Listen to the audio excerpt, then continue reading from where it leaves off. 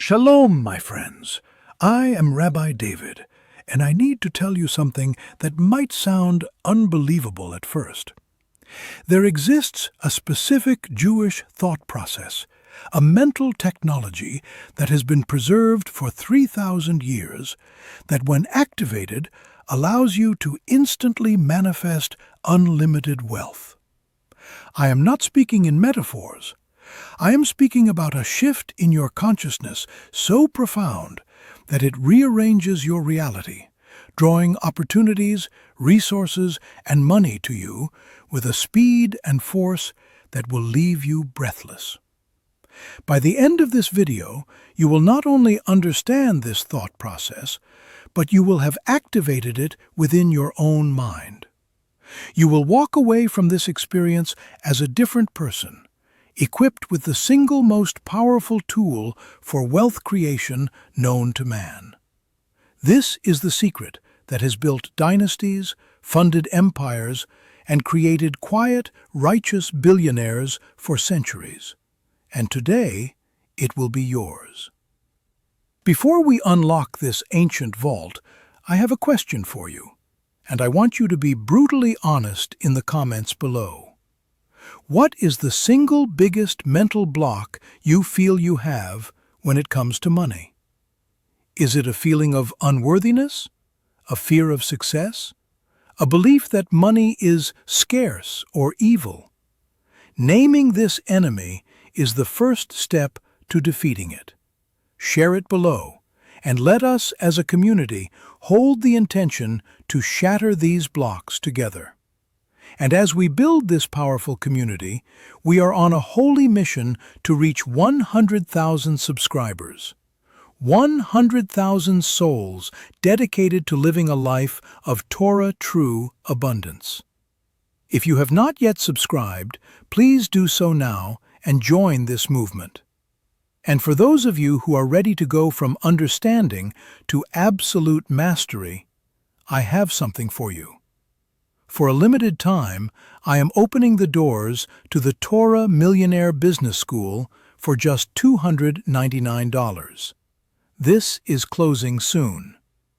In this course, I unveil the full Torah wealth system, the same 3,000-year-old Jewish money laws that built dynasties, protected families, and created unstoppable prosperity. The link is in the comments. Now, take a deep breath. Clear your mind of everything you think you know about manifestation, about wealth, about reality itself. We are about to embark on a journey into the very architecture of the cosmos as understood by our sages. The journey begins with a single, radical idea that will change everything for you. The greatest mistake people make when trying to manifest wealth is that they try to get it. They chase it. They want it. They yearn for it. This is the thought process of the world, the thought process of lack. The Jewish thought process, the one that unlocks unlimited wealth, is the exact opposite. It is not about getting. It is about allowing. It is about shifting your entire consciousness from being a hunter of wealth to being a channel for it. This may sound simple, but it is the most profound shift you will ever make. To want something is to affirm its absence. When you say, "I want more," Money, you are screaming into the universe. I am in a state of not having enough money. And the universe, which is a perfect mirror of your consciousness, lovingly responds, "As you wish," and gives you more of the experience of not having enough. This is the cycle of frustration that keeps 99% of people trapped. The thought process of allowing, on the other hand, is based on the foundational Jewish belief that abundance is the default state of the universe. The Shefar, the divine flow of blessing, is constantly pouring down from heaven.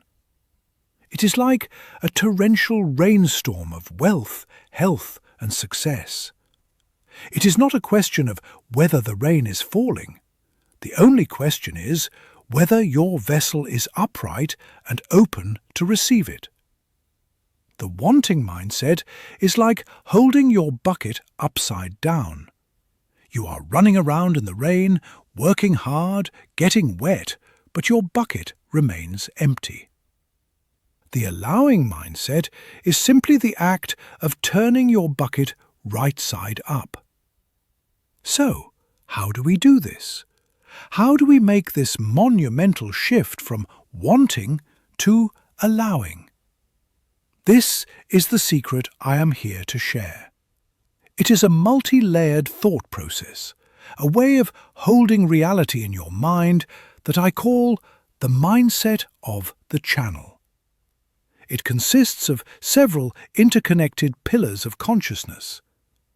We will now build this mindset within you, pillar by pillar, until it becomes your new, natural way of thinking. The first and most important pillar of the allowing mindset is bitachon, which is often translated as trust, but it is so much more. It is a state of radical, active, conscious reliance on God as the sole source of all abundance. It is not a passive faith that things will work out. It is the active, moment-by-moment release of the illusion that you are in control.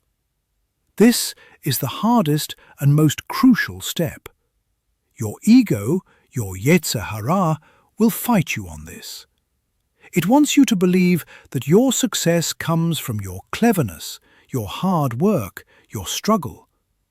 But the Torah teaches that while hishtadlut, personal effort, is required, the blessing itself comes only from God. Your effort does not create the wealth. It only creates the vessel to receive the wealth. Think of it this way. A farmer must plough the field, plant the seed, and water the ground. That is his hishtadlut. But he cannot make the sun shine. He cannot make the rain fall. He cannot command the seed to sprout. He must, after all his effort, release control and trust the process of creation. He must allow the harvest to happen. The farmer who stays up all night worrying, trying to will the corn to grow, is a fool. The wise farmer does his work, and then he sleeps in peace, with bitachon, knowing that the real power is not in his hands. The world of wealth is the same. You must do your work. You must make the calls, build the business, provide the service. But you must do it with the inner consciousness that the result, the profit, the yes from the client is a divine gift. This is not your harvest, it is God's. When you truly integrate this, the anxiety of wanting dissolves. You are no longer a desperate hunter trying to kill your next meal. You are a confident farmer tending your field, knowing that the harvest is a certainty because the owner of the field is your loving Father. You stop checking your bank account with fear and start looking at your work with faith. You are not trying to make money. You are creating a vessel. This is the first shift. Repeat this in your heart until it becomes your reality. My effort creates the vessel, but God's blessing fills it. I am not the source of my success. I am a channel for it. This leads us to the second pillar of the allowing mindset, understanding your true identity as Tselem Elokim, as a being created in the image of God. This is not a poetic phrase. It is a metaphysical job description. What is the primary attribute of God we see in the Torah? He is a creator. In the beginning, God created. If you are made in His image, then your essential nature is also that of a creator. Your purpose in this world is not to consume, to compete, or to struggle. It is to create. This is the key that unlocks the door of allowance. A creator does not want. A creator makes. A painter does not want a painting. He paints. A musician does not want a song. She composes. When you shift your identity from a person who needs money to a creator who uses money as a tool, the entire dynamic changes. You are no longer begging from the universe. You are co-creating with it. What are you creating? You are creating value. You are creating solutions. You are creating beauty. You are creating order. Your business, your job, your art, it is all an act of creation. And money is the natural, automatic, and inevitable byproduct of valuable creation. The universe has a law. Where value is created, energy must flow. Money is just a form of that energy. When you focus on the act of creation, on serving, on giving value, you forget about wanting money. You are too busy painting your masterpiece. And then you turn around and you find that the gallery is full of people eager to buy your work. The money flows to you as a natural consequence of your creative act, not as the goal of it. This is why so many self-made billionaires say, "It was never about the money." The skeptics scoff, but they are speaking a profound truth. For them, the money was the byproduct of their obsession with creating something, a new technology, a better service, a more connected world. They were so immersed in the joy of creation, in their identity as Tselem Elokim, that they were in a constant state of allowing. They were not chasing money. Money was chasing the value they were creating. So, the second shift is to change your self-concept. You are not a worker trying to earn a wage. You are a creator, a partner with God, and your work is an act of divine art. Ask yourself every morning, what value can I create today? How can I be a better channel for God's creative energy? Focus on that, and the wealth will take care of itself. Now we come to the third pillar, the one that oils the entire machine and makes it run with breathtaking speed. Simcha, pure, unadulterated joy. The great Hasidic master, Rabbi Nachman of Breslov, taught, "It is a great mitzvah to always be in a state of joy." He did not say it is a nice feeling. He said it is a great commandment. Why? Because joy is the emotional frequency of the redeemed world, of the palace of the King. Sadness, anxiety and worry, known as atzvut, are the frequency of exile, of lack. You cannot enter the king's palace while wearing the sackcloth of a mourner. You cannot receive a blessing of abundance while vibrating with the energy of lack. Joy is the ultimate state of allowing. When you are joyful, you are implicitly saying to the universe, "All is well. I am taken care of.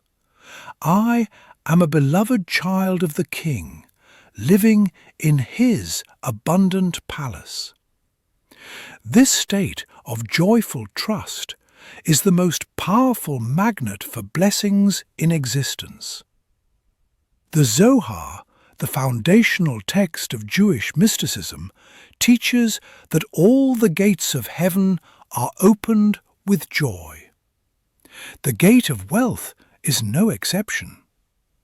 When you are worried about your bills, you are in a state of energetic constriction. You are holding your bucket upside down. When you choose to be joyful, even when circumstances don't seem to warrant it, you are performing an act of profound faith. You are turning your bucket right side up in joyful expectation of the rain. How can you be joyful when you are in debt? You must find a reason. Be joyful that you are alive. Be joyful that you have the opportunity to work. Be joyful that you have a mind that can learn this thought process. Be joyful for the $10 in your pocket, for it is a seed of millions. This is not about fake positivity. It is about choosing your focus. What you focus on expands. If you focus on your debts, you will get more debt. If you focus on the reasons for joy, you will get more reasons for joy, including the joy of financial freedom. The Baal Shem Tov taught that the Shekhinah, the divine presence, can only rest in a place of joy. And where the divine presence rests, miracles happen. So, the third shift is this. Joy is not the result of wealth, it is the cause of it. You must choose joy first. Dance in your living room. Sing out loud. Laugh at your challenges. Act like a person who has already won, because in God's eyes you have.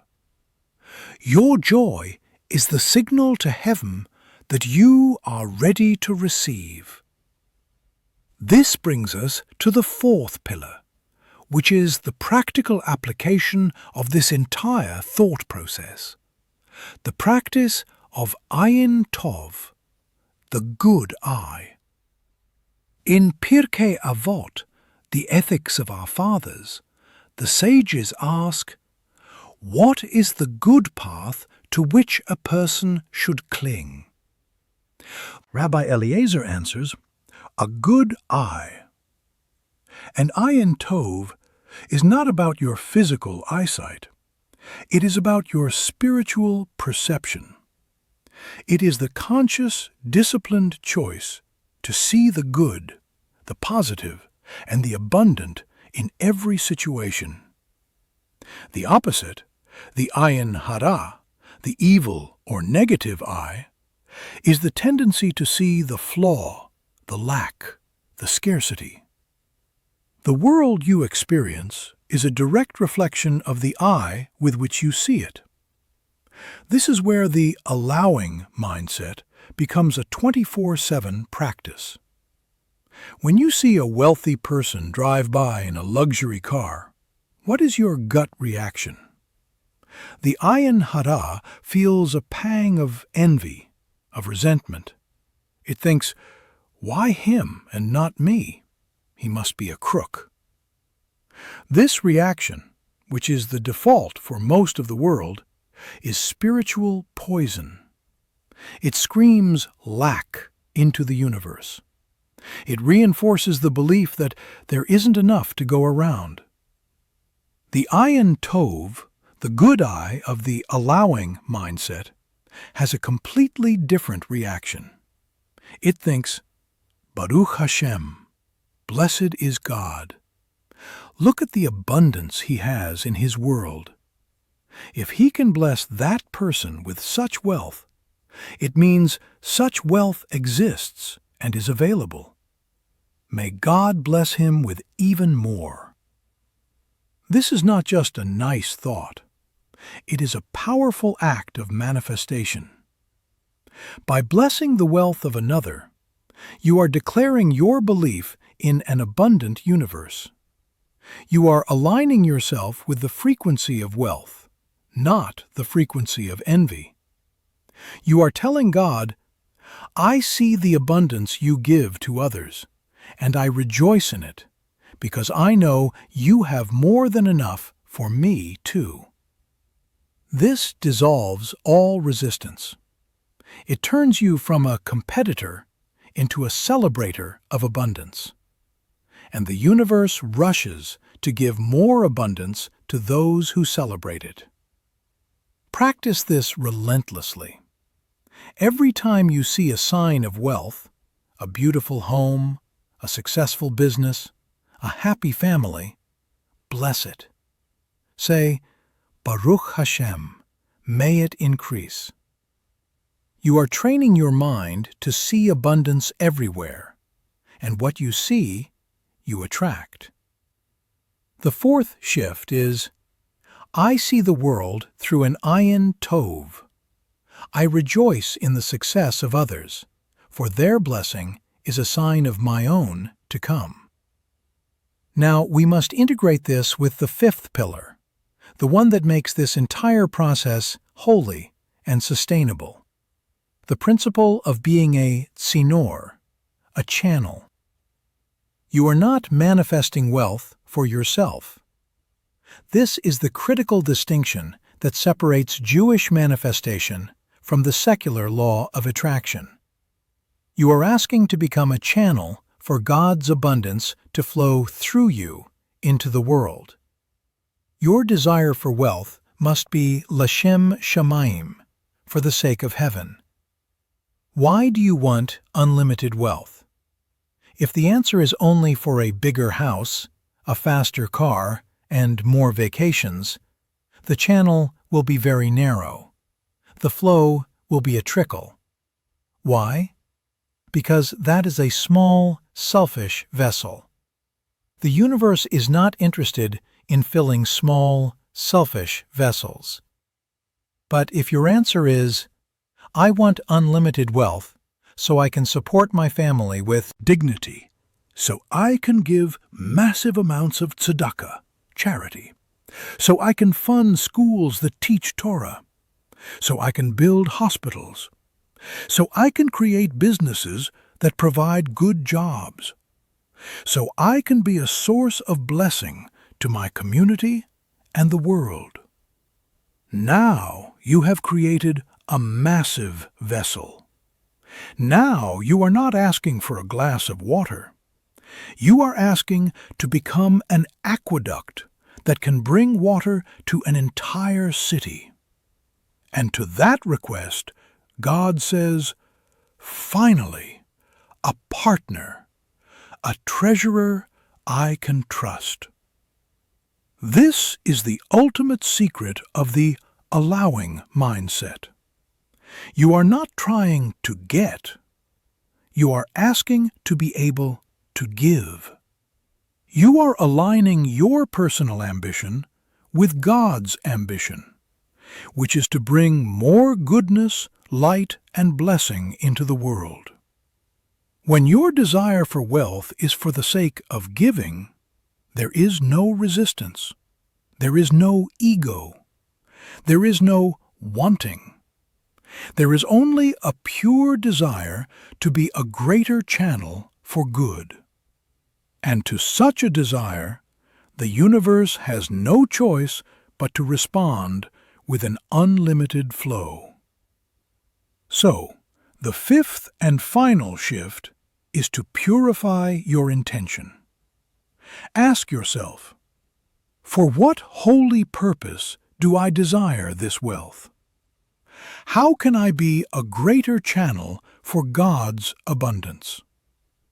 Define your mission of giving, and you will have unlocked the ultimate reason for God to give to you. Let us put this all together. The Jewish thought process for instantly manifesting unlimited wealth is a single, integrated mindset, the mindset of the channel. It is a conscious shift from wanting to allowing. It is built on 5 pillars. 1. Bitachon. Releasing control and trusting God as the source. 2. Tselem Elokim. Identifying as a creator of value, not a pursuer of money. 3. Simcha. Choosing joy as the cause, not the result, of wealth. 4. Ayin Tov. Blessing the abundance of others to attract your own. 5. Tzinor. Desiring wealth for the sake of giving it away. This is not a series of steps to be done in order. It is a single, holistic state of consciousness to be lived, breathed, and embodied every moment of every day. It is the thought process that turns your bucket right side up.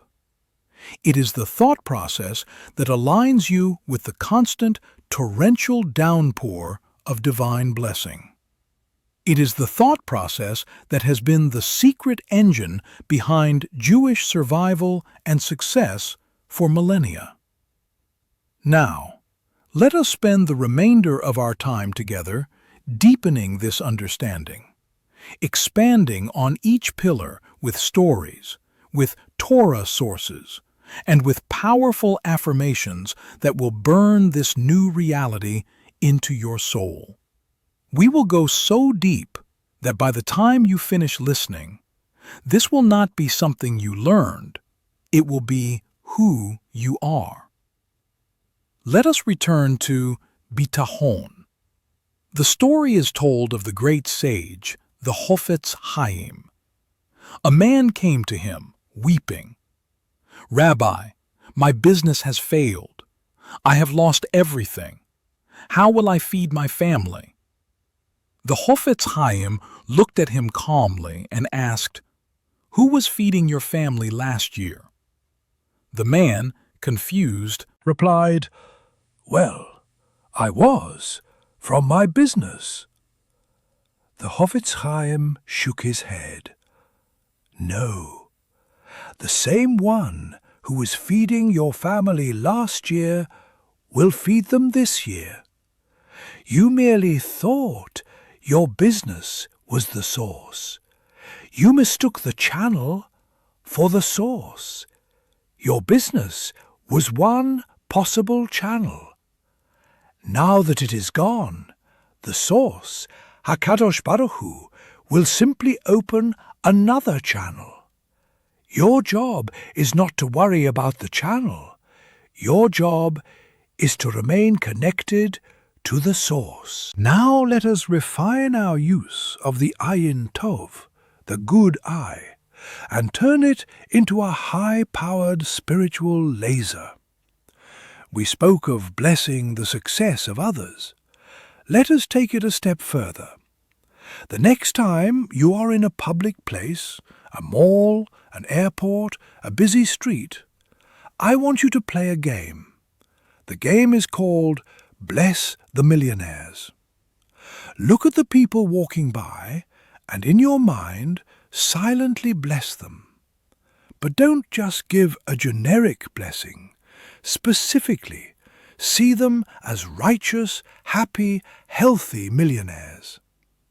Look at the tired-looking mother with her children and think, "I bless you to be a joyful, stress-free millionaire with all the resources to give your children the most amazing life." Look at the young man who is working at the coffee shop and think, "I bless you to own a chain of these coffee shops, to be a righteous employer who creates opportunities for hundreds." Why do we do this? For 2 reasons. First, you are actively practicing the skill of seeing the divine potential in everyone, which is the essence of Ayin Tov. Second, and this is a deep mystical secret, when you bless another person, you are essentially praying for them. And the Talmud teaches that whoever prays for another, while he has the same need, he is answered first. When you bless that mother with wealth, you are essentially praying to God, "Please give that woman wealth." And the angels in heaven say, "Wait a second, this person is asking for wealth for someone else. He must be a good and trustworthy person. And look, he has the same need. Let's answer him first, so he can be an even better channel of blessing for others." By blessing everyone around you with wealth, you become the greatest advocate for your own wealth in the heavenly court. You are no longer a selfish petitioner, you are a selfless agent of blessing. This practice will radically transform your relationship with the world. Instead of seeing a world of competitors and strangers, you will see a world of potential partners in prosperity, a world full of people whom you have the power to uplift with your focused, positive energy. You become a walking fountain of bracha, of blessing. And a fountain is never empty, for it is constantly connected to the source. Let us affirm this powerful practice. I possess the Ayin Tov, the good eye that sees the divine potential in all. I walk through the world as a secret agent of blessing, silently bestowing wealth, health, and happiness on everyone I see. By praying for others, I am answered first. By being a fountain of blessing, my own cup overflows. Finally, let us cement our understanding of our role as a tzinor, a channel. The ultimate purpose of wealth is not comfort, it is responsibility. The ultimate purpose of power is not privilege, it is service. This is the Jewish worldview in a nutshell. When you internalize this, your desire for wealth becomes purified of all ego. It is no longer about me, it is about we. It is about your role in the grand project of Tikkun Olam, the repair of the world. Imagine you are the manager of a charitable foundation.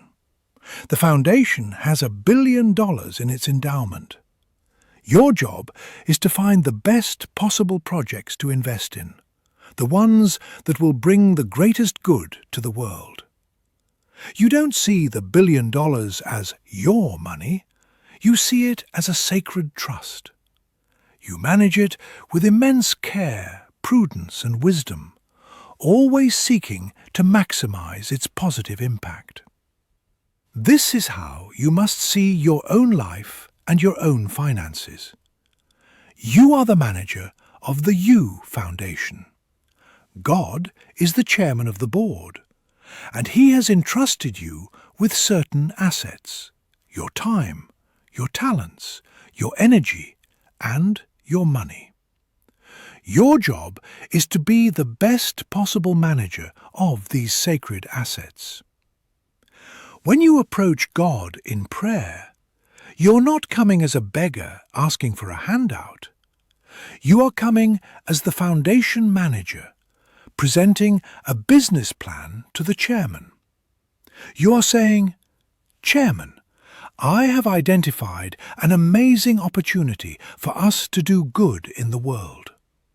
I want to build a school for underprivileged children. Here is the plan. Here is the budget. All I need is the capital allocation from the Foundation's endowment. If you entrust me with these funds, I will manage them with perfect integrity and generate an immense return on investment in the form of educated children and a better world. Do you see the difference in that prayer? It is not a prayer of wanting, it is a prayer of partnership. It is a proposal from a trusted manager. To such a proposal, what chairman would say no? When your life becomes a proposal for doing good, God will fund it beyond your wildest dreams. He is looking for good managers.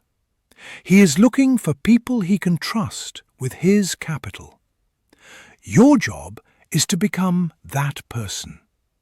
Your job is to present him with a plan so compelling, so selfless, so full of holy purpose, that he has no choice but to write the check. Let us affirm our sacred responsibility. I am a manager of God's foundation. My life is a sacred trust. I desire wealth as a tool to fulfill my mission of Tikkun Olam. I present my holy projects to the chairman of the board, and he funds them with his infinite resources. I am a trusted partner in the redemption of the world, and I am given everything I need and more to accomplish my mission. My friends, this is the thought process. This is the mindset. It is a complete paradigm shift. It is a journey from the small, fearful, wanting self to the expansive, joyful, creative and giving self. It is the journey home to the truth of who you have always been, a beloved child of the King, a partner in creation, a channel for infinite good. Do not be daunted. This is not a switch you flip overnight. It is a path you walk, a muscle you build. But by listening to these words, by meditating on these truths, by practicing these exercises, you have already begun. The seeds are planted.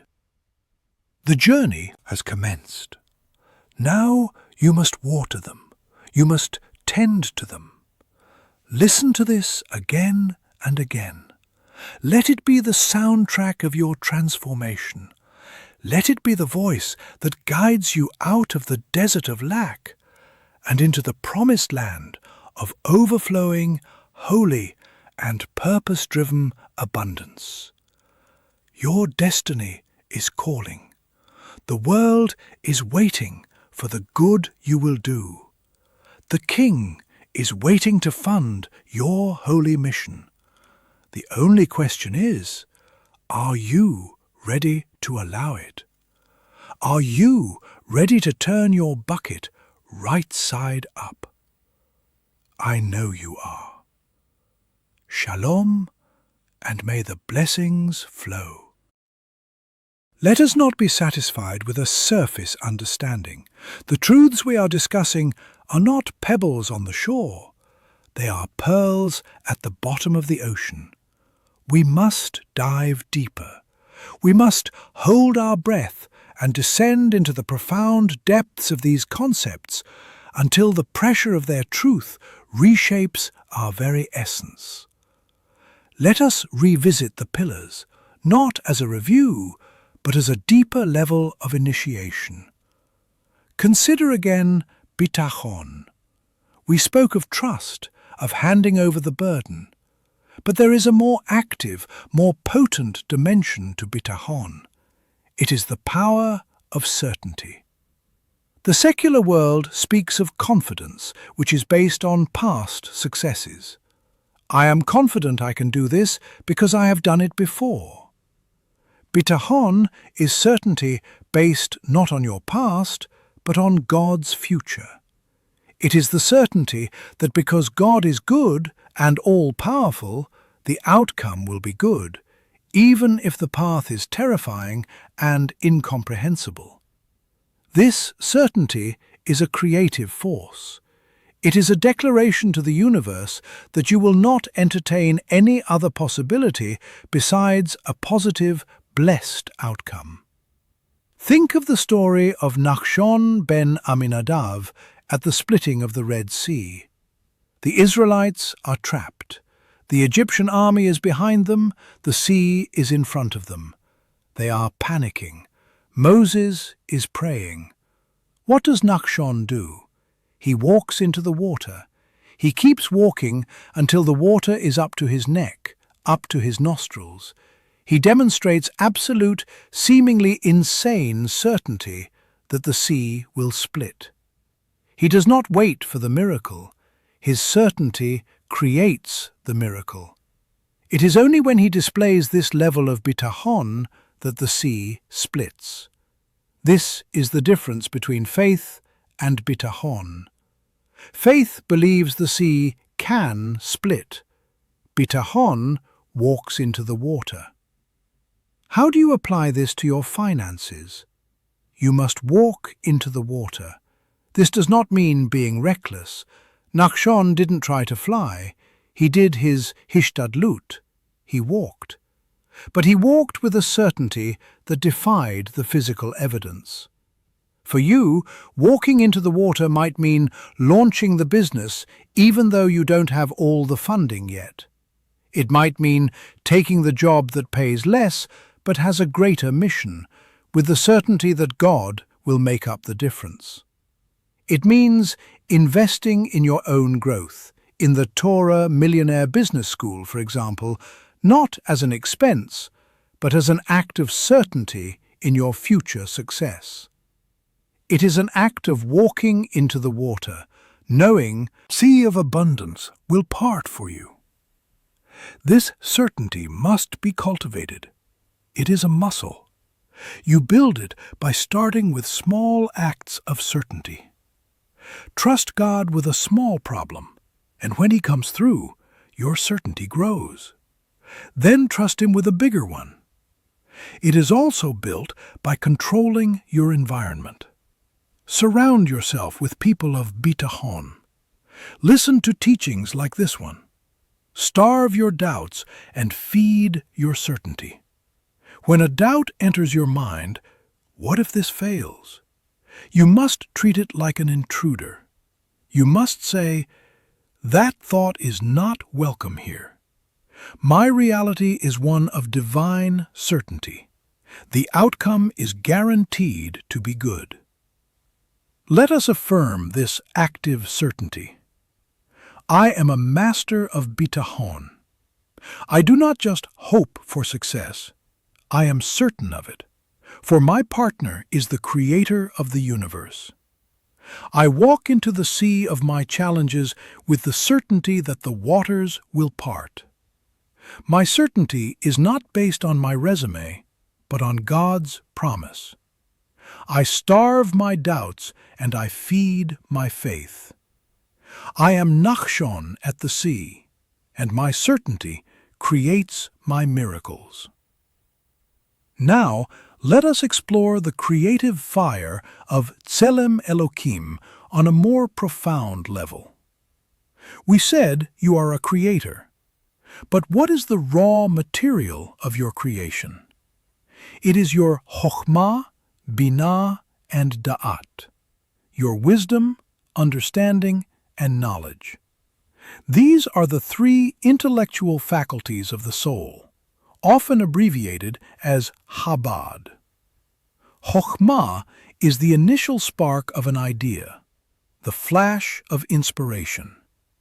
It is a gift from the divine, a seed of pure potential. Binah is the faculty of understanding, of development. It takes the seed of Chokhmah and expands it, builds it out, asks questions of it, and forms it into a coherent plan. Da'at is the faculty of knowledge and connection. It is the bridge that connects the abstract idea to the concrete reality. It is the focus, the concentration, the commitment to bring the idea into the world. Your mind is a factory for creation.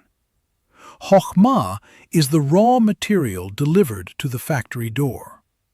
Binah is the assembly line that shapes and builds the product. Da'at is the shipping department that gets the product out into the world. The problem is that most people's factories are a mess. The raw material of Chokhmah arrives, but the assembly line of Binah is cluttered with self-doubt, fear, and limiting beliefs. The idea gets distorted, watered down, or rejected entirely. Or, even if a plan is formed, the shipping department of Da'at is lazy. There is no focus, no commitment. The finished product sits in the warehouse, gathering dust. This is procrastination. To live in your Tselem Elokim is to become a master manager of your own mental factory. You must create a clean, sacred space for Chokhmah to arrive. This means practices like meditation, spending time in nature, learning Torah, activities that quiet the noise of the ego and allow you to hear the divine whisper of inspiration. Once you have the idea, you must engage your Binah with ruthless optimism. You must build it out, plan it, and develop it with the assumption that it is a divine mission, and therefore its success is guaranteed. You must protect it from the factory saboteurs of fear and doubt. And finally, you must apply your da'at with unwavering focus. You must connect to the idea so deeply that it becomes part of you. And then you must take the disciplined, consistent action to bring it into reality. This Chabad model is the thought process of all creation, from a universe to a business. When you learn to use your mind in this structured, holy way, you become an unstoppable force of creation. You are no longer just having random thoughts. You are running a divine factory for manifesting value. And, as we have said, where value is created, wealth is the inevitable result. Let us affirm our mastery over the creative process. My mind is a holy factory for creation, a channel for Chabad. I am open to the divine spark of Chokhmah. I develop my ideas with the expansive power of Binah. And I bring my creations into the world with the focused commitment of Da'at. I am a master creator, a partner with God, and the value I create returns to me as unlimited wealth. Let us now plunge deeper into the joyful waters of Simcha.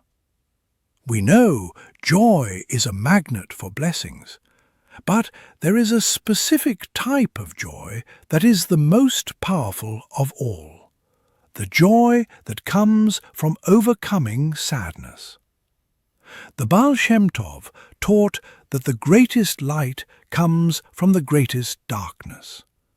A soul that has never known sadness cannot experience the deepest levels of joy. A person who has never struggled cannot appreciate the ecstasy of victory. This is a radical idea. It means that your moments of sadness, of despair, of financial worry, these are not your enemies. They are your greatest opportunities. They are the darkness that precedes the dawn.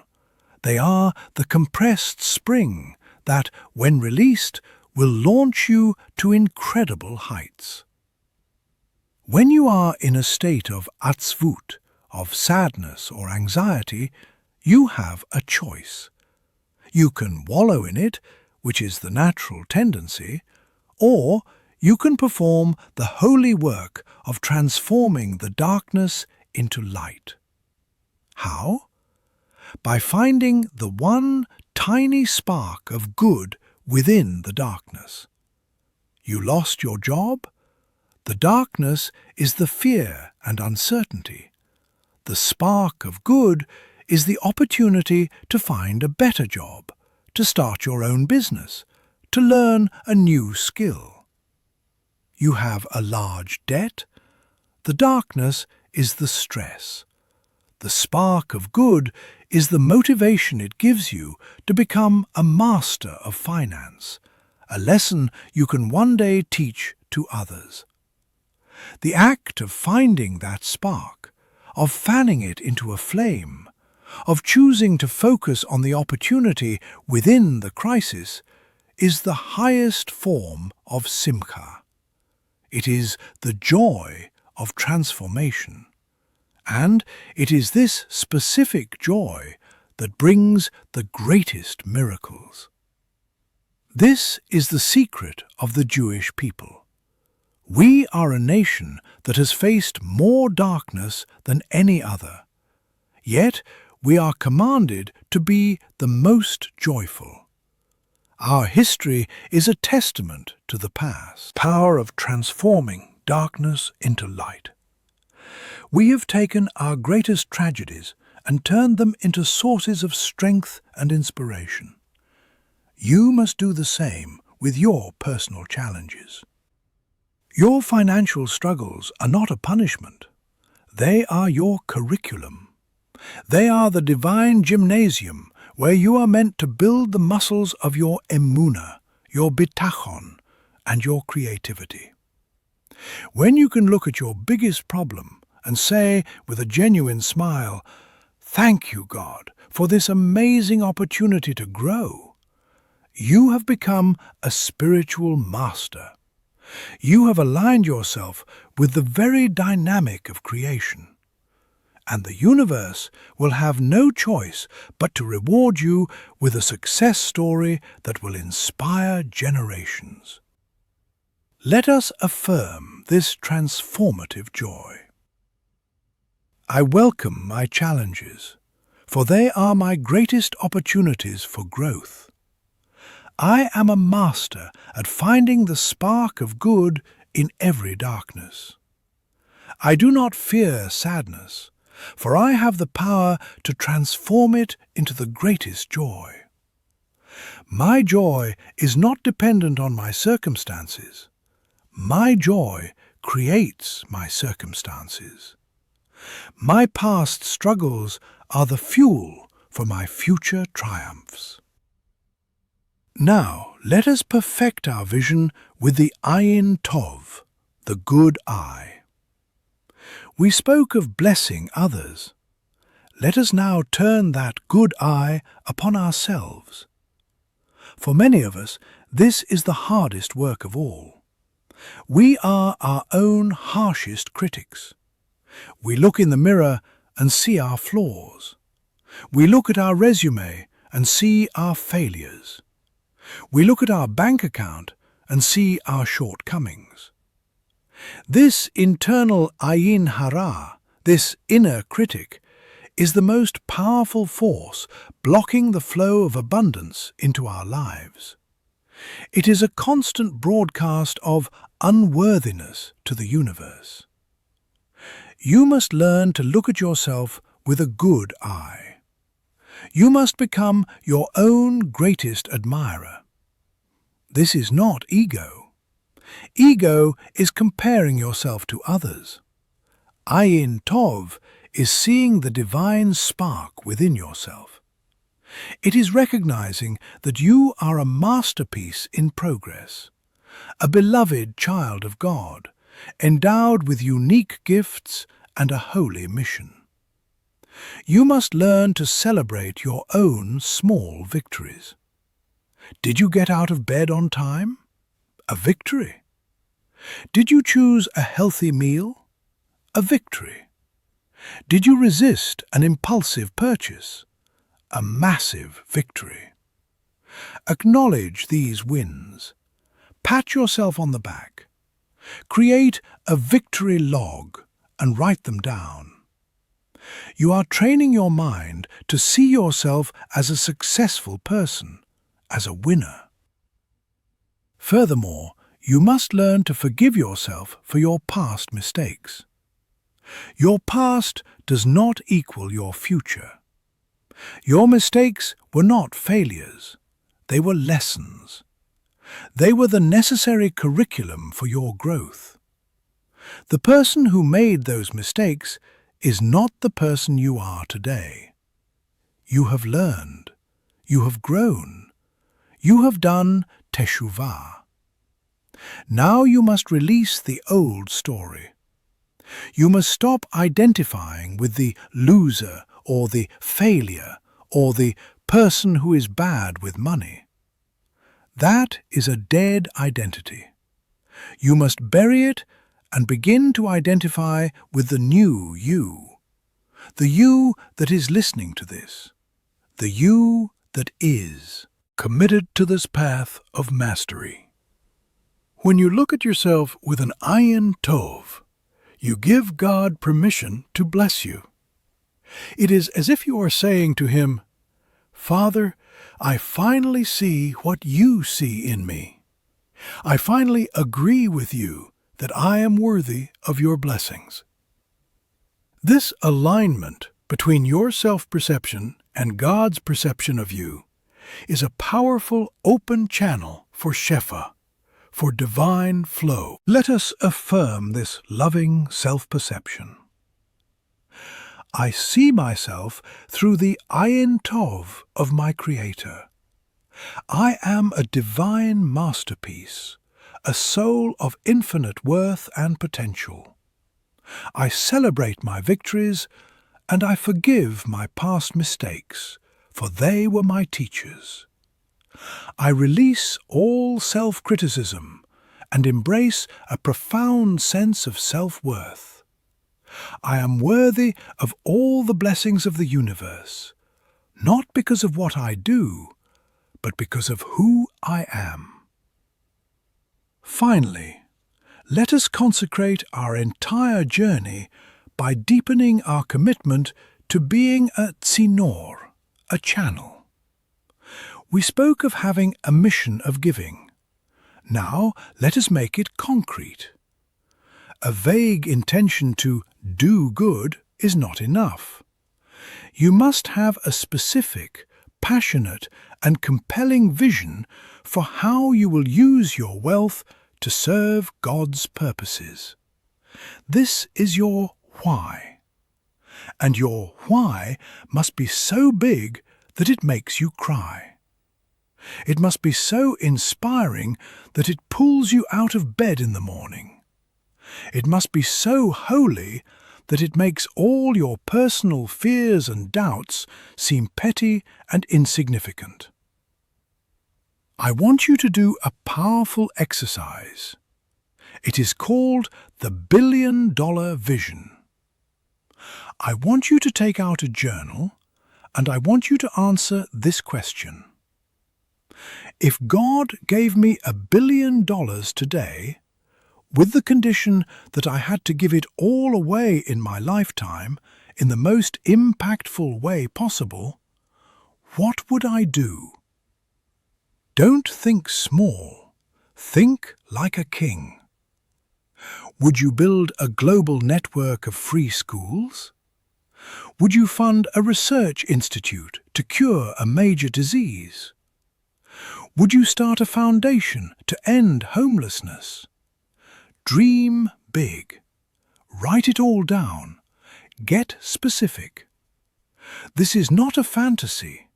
This is you, as the manager of your foundation, drafting a proposal to the chairman of the board. This is you defining your holy mission. Once you have this vision, it becomes your North Star. It guides all your decisions. Every time you face a challenge, you will ask, will overcoming this bring me closer to fulfilling my billion-dollar vision?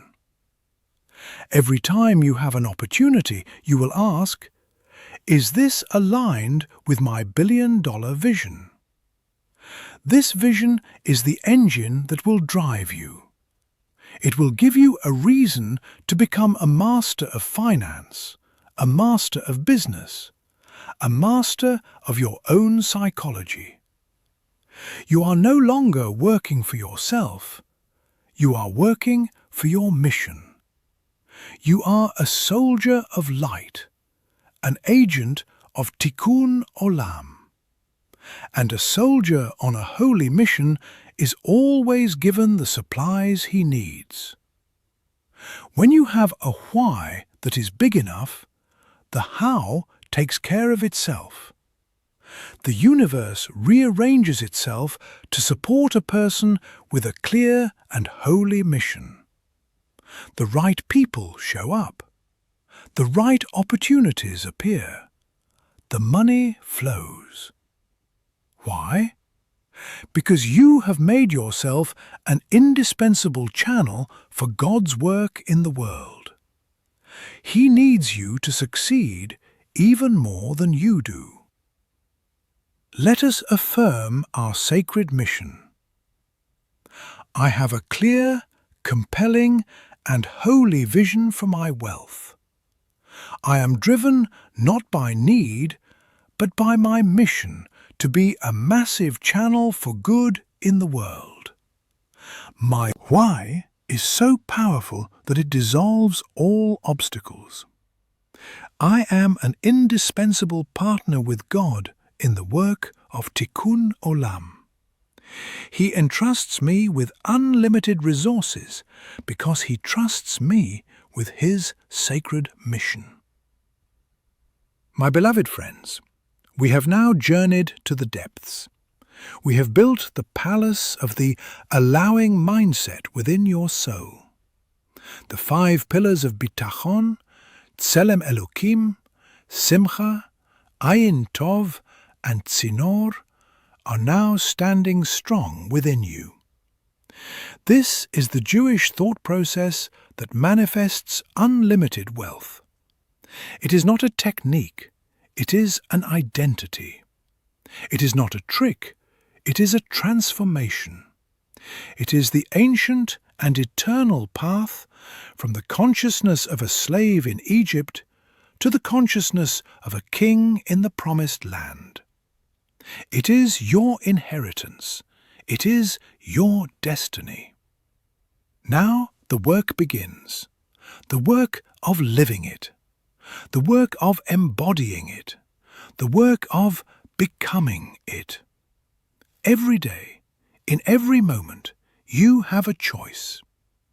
Will you think like the world, with want and fear and lack? Or will you think like a child of the King, with trust, with creativity, with joy, with a good eye, and with a holy mission? The choice is yours. The power is yours. The wealth of the universe is waiting for your decision. Choose wisely. Choose life. Choose abundance. Amen. Let us linger for a moment longer on the peak of bitachon, for it is the vantage point from which the entire landscape of a blessed life is viewed. We have established that bitachon is a certainty that transcends circumstance. But how is this certainty maintained in a world that bombards us with evidence to the contrary? The secret lies in a deeper understanding of what our sages call hashgacha pratit, or specific, personal, divine providence. This is the belief that the creator of the universe is not a distant clockmaker who wound up the world and let it run. He is an intimately involved, moment-by-moment manager of every detail of creation. The flutter of a leaf, the path of an ant, and the fluctuation of a stock price are all under his direct, specific, and personal supervision. When you truly live with this awareness, the concept of luck or coincidence vanishes from your vocabulary. There are no accidents. The client who cancelled at the last minute, that was hashgacha pratit, saving you from a partnership that would have been disastrous. The investment that failed, that was hashgacha pratit, a small, controlled loss to teach you a lesson that will save you from a much larger loss in the future. The unexpected bill that arrived, hashgacha pratit, a test of your bitachon and an opportunity to see a miracle in how it will be paid. This is not a passive philosophy. It is an active reinterpretation of reality. It is the art of finding God's loving hand in the events that seem most random or negative.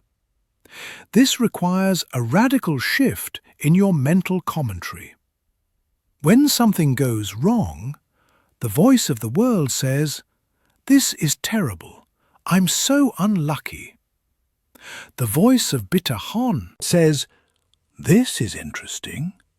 This is a message from the CEO. There is a hidden good here. My job is to find it."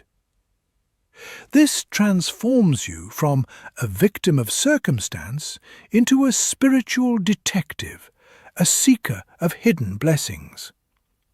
This mindset is indestructible. A person who lives with hashgacha pratit cannot be defeated by external events, because he knows that all external events are simply the costume that God is wearing today. And behind the sometimes frightening costume is always the loving face of his Father. Let's make this practical. For the next 24 hours, I want you to conduct an experiment. You're not allowed to use the words luck, coincidence, unfortunate, or bad timing. Instead, every time something happens that you would normally label with one of those terms, you must stop and say, "This is hashgacha pratit. There is a specific divine message for me here. What is it?" If you get a flat tire, the message might be that you needed to slow down, or that you are being protected from an accident further down the road. If a deal falls through, the message is that a better deal is coming. This practice of actively reframing every event as a personal message from a loving God is the master-level training for bitachon. It builds the muscle of certainty until it is unbreakable. Let us affirm this intimate connection. I live in a world of hashgacha pratit. There are no accidents, only appointments. Every event in my life is a personal message from my Creator, guiding me, protecting me, and leading me to my ultimate good. I am a spiritual detective, and I find the hidden blessing in every challenge. Because I know the director of the movie is my loving Father, I am certain that the final scene is one of glorious triumph. Now let us take our understanding of Tselem Elokim to its ultimate conclusion. If you are a creator, made in the image of the Creator, then you have the ability to create something from nothing, ex nihilo. This sounds impossible, but it is the secret of all true innovation and wealth. The Hebrew phrase is yesh me'ayin, something from nothing. Chokhmah, that divine spark of inspiration we spoke of, is the ayin, the nothingness. It is a flash of insight that comes from a place beyond your logical mind. It is a new idea, a new connection, a new way of seeing things that did not exist a moment before. This is creation, ex nihilo. Your job as a Selem Elokim is to become a vessel for these flashes of Chokhmah. How? By creating a space of ayin, of nothingness, in your own mind. The mind of the average person is a noisy, chaotic marketplace, filled with worries, to-do lists, and endless chatter. There is no room for the divine spark to enter. You must create a daily practice of mental silence. This could be through formal meditation, by simply sitting in a quiet room and focusing on your breath. It could be through a walk in nature, without your phone. It could be through the practice of hitbodedut, the form of spontaneous, conversational prayer practiced by the followers of Rabbi Nachman, where you simply pour out your heart to God in a secluded place. The method doesn't matter. The goal is to create a space of inner silence, a clearing in the forest of your thoughts. It is in that clearing, in that ayin, that the yesh, the something, the million-dollar idea can appear. Once the idea appears, the work of bina and da'at begins, as we discussed. But the crucial first step is the creation of the void. The wealthiest, most innovative people in history have all had this in common. They have a practice that allows them to access a state of no mind. For some, it was long walks. For others, it was fishing. For others, it was simply staring out a window. They intuitively understood that the greatest ideas do not come from forcing the logical mind, but from creating a space for the intuitive divine mind to speak. You must schedule this nothingness into your day. Treat it as your most important appointment. It is your meeting with the creative source of the universe. It is where you go to receive your divine blueprints for the value you are meant to create. Let us affirm our connection to the source of all ideas. I am a channel for creation ex nihilo. I create a sacred space of silence in my mind, an ayin, that invites the divine spark of yesh. I am a vessel for chokhmah, for brilliant, world-changing ideas. I am not limited by what already exists. I have the power to bring something new into the world. My connection to the void of potential is the source of my unlimited creative power. Let us now explore the symphony of simcha, of joy, and learn to play all of its instruments. We spoke of the joy of transformation, of finding the good in the bad. But there are other types of joy that are essential for the allowing mindset. There is the joy of gratitude. This is the simple, profound joy that comes from focusing on what you do have. The practice of writing a gratitude list is powerful, but let's amplify it. Don't just write, "I'm grateful for my health." Write, "Why?" I am so deeply grateful for my health because it allows me to run and play with my children, to work with energy and focus, and to experience the simple pleasure of a deep breath. The more specific you are, the more you will feel the emotion of gratitude, and the emotion is what matters. The feeling of gratitude is a state of abundance. It is the feeling of being full. And when you feel full, the universe rushes to give you more to be full of. Then there is the joy of anticipation. This is the joy of a child on the night before his birthday. He doesn't have the presents yet, but he is buzzing with excitement.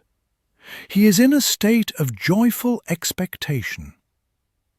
You must cultivate this feeling about your financial future. You must learn to be excited about the wealth that is on its way to you. This is the opposite of the anxiety most people feel. They dread the future. They worry about it. You must learn to look forward to your financial future with the same giddiness as a child waiting for his birthday. How? By using your imagination. Spend time every day visualizing your future life of abundance. But don't just see it. Feel the joy of it. Feel the excitement of waking up in your dream home. Feel the deep satisfaction of writing that huge check to charity. Feel the freedom of being able to provide for your loved ones without a single worry. This feeling of joyful anticipation is a powerful prayer. It is telling the universe, I am ready, I am excited, send it now. Finally, there is the highest level of joy, the joy of connection to God. This is the joy that has no reason. It is not dependent on health, wealth, or success. It is the simple, profound joy of being a soul connected to its source. It is the joy a drop of water feels when it remembers that it is part of the ocean. This joy is cultivated through prayer, through learning Torah, through doing mitzvot. When you perform a holy act, you are connecting your finite self to the infinite God, and that connection is the ultimate source of all joy. When you can tap into this level of simcha, you become truly unstoppable. Your happiness is no longer contingent on anything in the outside world. You are joyful simply because you exist, because you are a child of God. And a person who is happy for no reason is a person to whom the universe will give countless reasons to be happy. Let us affirm our mastery of the full spectrum of joy. I am a connoisseur of simcha. I cultivate the joy of gratitude by appreciating the abundance I already have. I cultivate the joy of anticipation by being excited for the wealth that is on its way. And I cultivate the joy of connection by finding my ultimate happiness in my relationship with God. My life is a symphony of joy, and this music attracts all blessings to me. Now, let us take our practice of Ayin Tov, the good eye, and apply it to the most challenging subject, money itself. For many people, money is a source of negative associations. They see it as dirty, as the root of all evil, as something that corrupts. This is a catastrophic spiritual error. It is like a plumber who hates pipes. How can you attract something that you secretly despise? You must perform a tikkun, a rectification, on your relationship with money. You must learn to see money with an ayin tov. Money is not good or evil. It is neutral. It is a form of energy, a tool. A hammer can be used to build a house or to commit a murder. The hammer is not evil. The intention of the user determines its effect. Money is the same. In the hands of a righteous person, money is one of the holiest tools in existence. It is the tool that builds schools, feeds the poor, heals the sick, and supports the scholars who are the spiritual lifeblood of the world. You must fall in love with money, not for what it can buy you, but for the immense good you can do with it. You must see a dollar bill not as a piece of paper, but as a condensed unit of potential blessing. It is a seed that can grow into a tree of life for someone. Here is a practice. Take a dollar bill out of your wallet. Hold it in your hands. Look at it and bless it. Say to it, "You are a holy vessel. You are a tool for bringing goodness and light into the world. I bless you that you should be used only for holy purposes. I bless you that you should multiply and return to me 1,000-fold, so that I can do even more good." This may feel strange, but you are changing your energetic relationship with money. You are transforming it from a source of anxiety into a beloved partner in your holy mission. When you love money for the good it can do, money will love you back. It will be drawn to you because it knows that in your hands it will fulfill its highest purpose. Furthermore, you must practice seeing the abundance of money everywhere. Most people have a filter of lack. They notice the high prices, the bills, the expenses. You must consciously install a filter of abundance. Notice the beautiful cars, the magnificent buildings, the thriving businesses. Notice the sheer volume of commerce happening all around you, online and offline. Trillions of dollars are moving around the planet every single day. The world is not poor. It is overflowing with wealth. Your only job is to get your personal pipeline connected to this global oceanic flow. And you do that by seeing it, by acknowledging it, and by blessing it. Let us affirm our new, holy relationship with money. I see money with an ayin tov. It is a holy tool, a form of energy that I use to bring blessing and goodness into the world. I love money for the good I can do with it.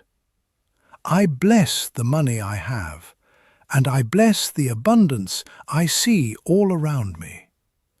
Because I am a friend of money, money is a friend to me, and it flows to me with ease and joy. Finally, let us bring our role as a tzinor, a channel, into sharp, practical focus. Having a vague billion-dollar vision is the start. Now you must begin to act as if you are already the manager of that foundation. This means developing the skills and the character of a person who can handle that level of responsibility. A king who cannot manage his own household cannot be trusted with a kingdom. You must become a master of your own personal finances, no matter how small they are right now. You must have a budget. You must know where every dollar is going. You must eliminate wasteful spending. You must save and invest with wisdom. This is not just good financial advice, it is a spiritual discipline. It is you demonstrating to the chairman of the board that you are a trustworthy manager. When God sees you managing your $1,000 with the same integrity and wisdom as you would manage $1 billion, He will say, "This is a person I can promote." Moreover, you must start giving now. The principle of being a channel is not something that begins when you are rich. It is what makes you rich. You must practice being a tzinoor with the resources you currently have. This means giving your maaser, your 10%, with meticulousness and with joy, no matter how small the amount.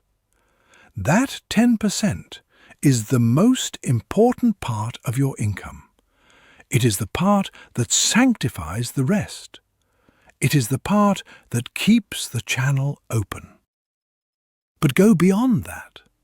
Be a channel of your time. Volunteer for a cause you believe in. Be a channel of your wisdom. Mentor someone. Be a channel of your positive energy. Give a compliment. Make a phone call to someone who is lonely. The more you practice being a channel in small ways, the more your capacity to be a channel will grow.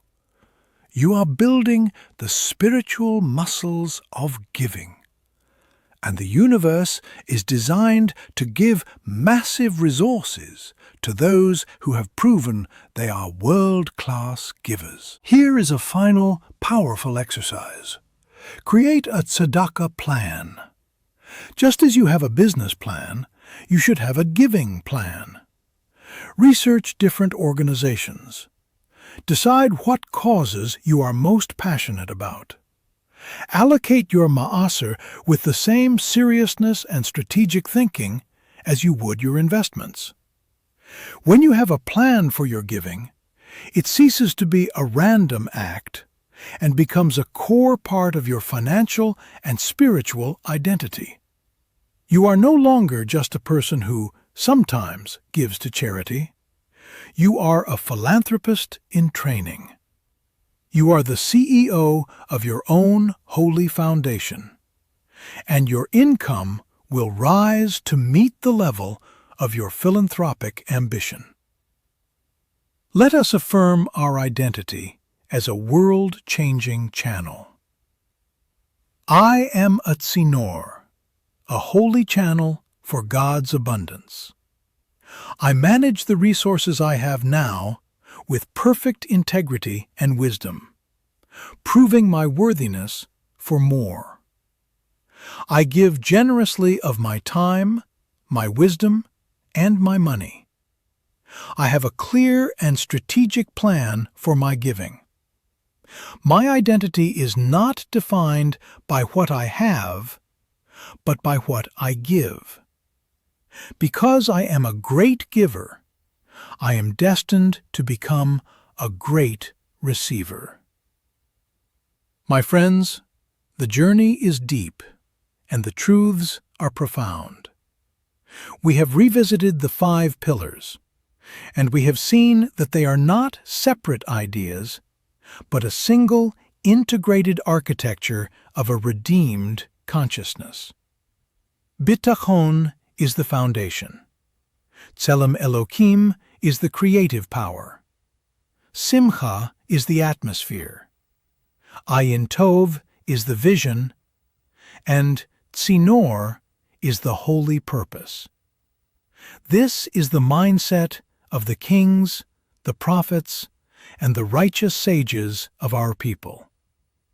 It is a thought process that is your inheritance. It is time to claim it. It is time to stop thinking like a slave and to start thinking like a son of the King. It is time to stop wanting and to start allowing. The rain of blessing is pouring down. Just turn your bucket right side up. Amen. Let us not leave the fortress of Bitachon yet. Its walls are high, and its foundations are deep, and there are chambers within it we have not yet explored. We spoke of certainty, of hashgacha pratit, but there is a level of bitachon that seems almost paradoxical, and it is the key to unlocking the greatest blessings. This is the bitachon required to praise God for the bad, just as you praise Him for the good. The Mishnah in Brachot teaches that one is obligated to bless God for the bad, al-hara'ah, just as one blesses for the good, al-hatovah. This is one of the most difficult and profound teachings in all of Judaism. It does not mean you should be happy that something terrible happened. It means you must cultivate the unshakable certainty that even this event that appears to be the epitome of bad, is also a precisely calibrated, personally delivered message from a loving God for your ultimate benefit. This is the level of bitachon that Iyov, struggled with. He lost his wealth, his health, his children. His friends, representing conventional wisdom, told him he must have sinned. Job, in his righteousness, maintained that he had not. His test was to see if he could still trust in God's goodness, even when all evidence pointed to the contrary. This is the ultimate test of a soul. Can you still say, Gam zu l'tovah? This too is for the good, when you are in the belly of the whale. The person who can do this is a person who cannot be broken. He is a person whose connection to the source is so absolute that no external storm can sever it. How does this apply to wealth? Imagine your business fails catastrophically. You lose everything. The voice of the world says, "You are a failure. It's over." The voice of bitachon says, "This is a divine clearing of the slate.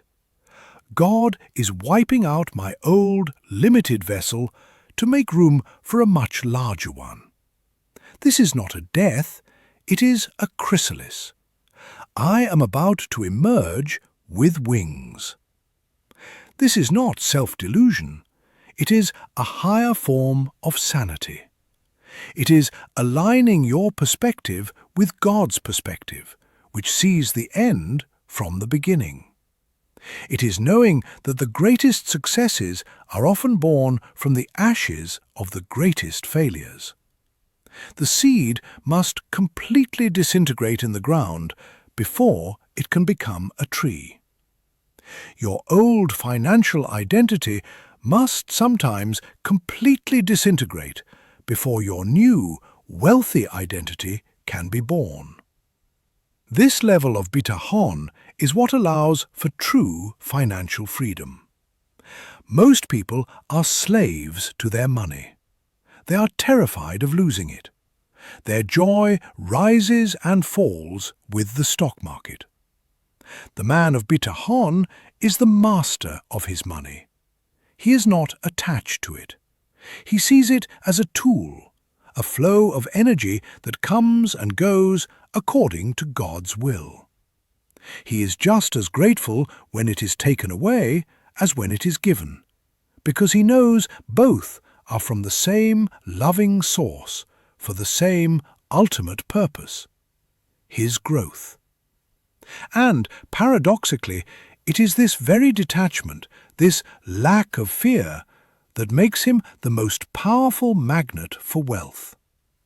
Money, like a wild animal, is attracted to the one who is not afraid of it. Let us affirm this ultimate level of trust. I bless God for the perceived bad, just as I bless Him for the perceived good. I have absolute bitachon that everything in my life is a perfectly tailored lesson from a loving teacher. My failures are the fertilizer for my future success. I am not attached to my money, only to the source of all money. This detachment makes me a master of the material world and an open channel for its blessings.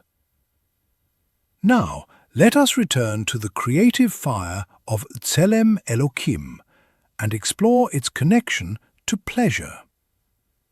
The secular world often sees spirituality as being anti-pleasure. The Jewish view is the opposite. God created a beautiful, pleasurable world, and He wants us to enjoy it.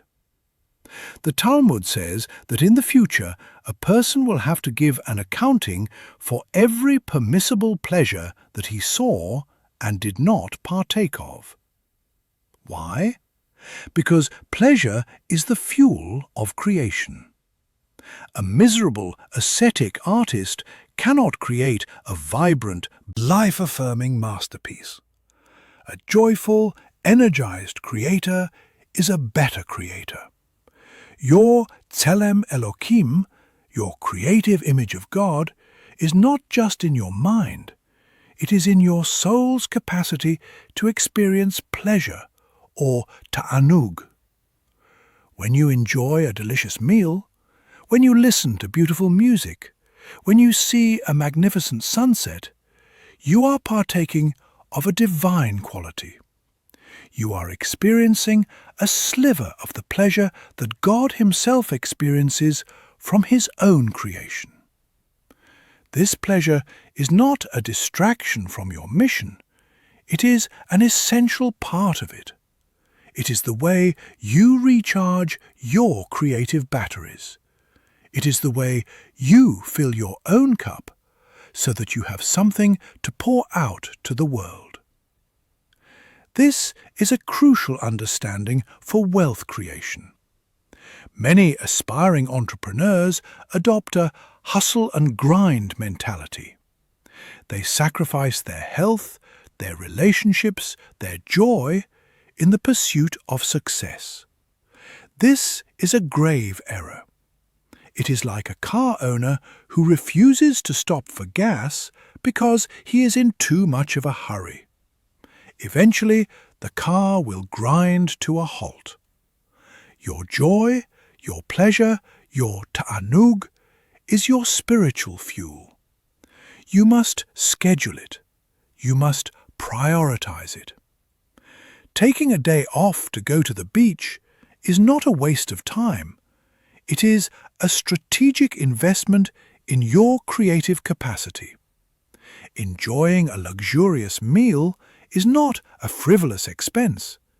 It is a way of aligning your energy with the frequency of abundance.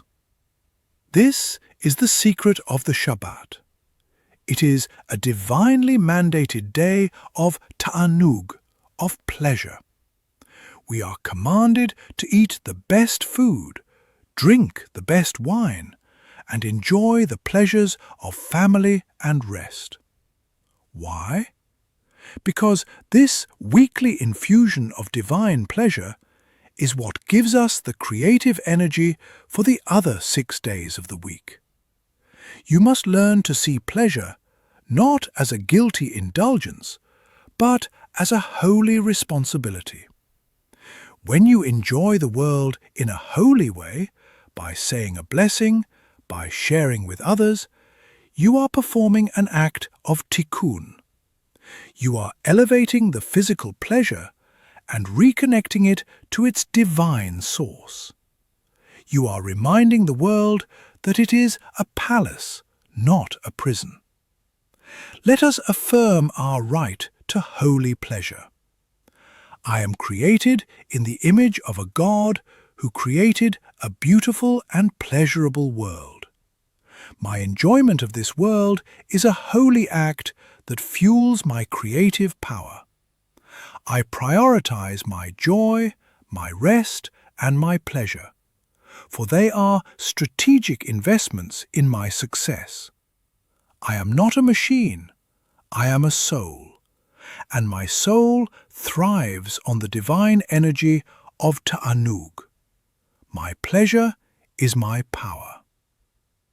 Let us now swim deeper in the joyful ocean of simcha and understand its relationship to time. Most people live in a state of what we can call destination addiction. They think, I will be happy when I get the promotion, when I pay off the debt, when I meet the right person. Their joy is always held hostage by a future event. This is a recipe for a life of perpetual dissatisfaction. The Jewish understanding of time is different. The only time that truly exists is now. The past is a memory. The future is an imagination. The only place where you can experience God, where you can experience life, is in this present moment. Simcha, therefore, must be a present tense phenomenon. It is the art of finding joy now, regardless of your circumstances. This is not easy.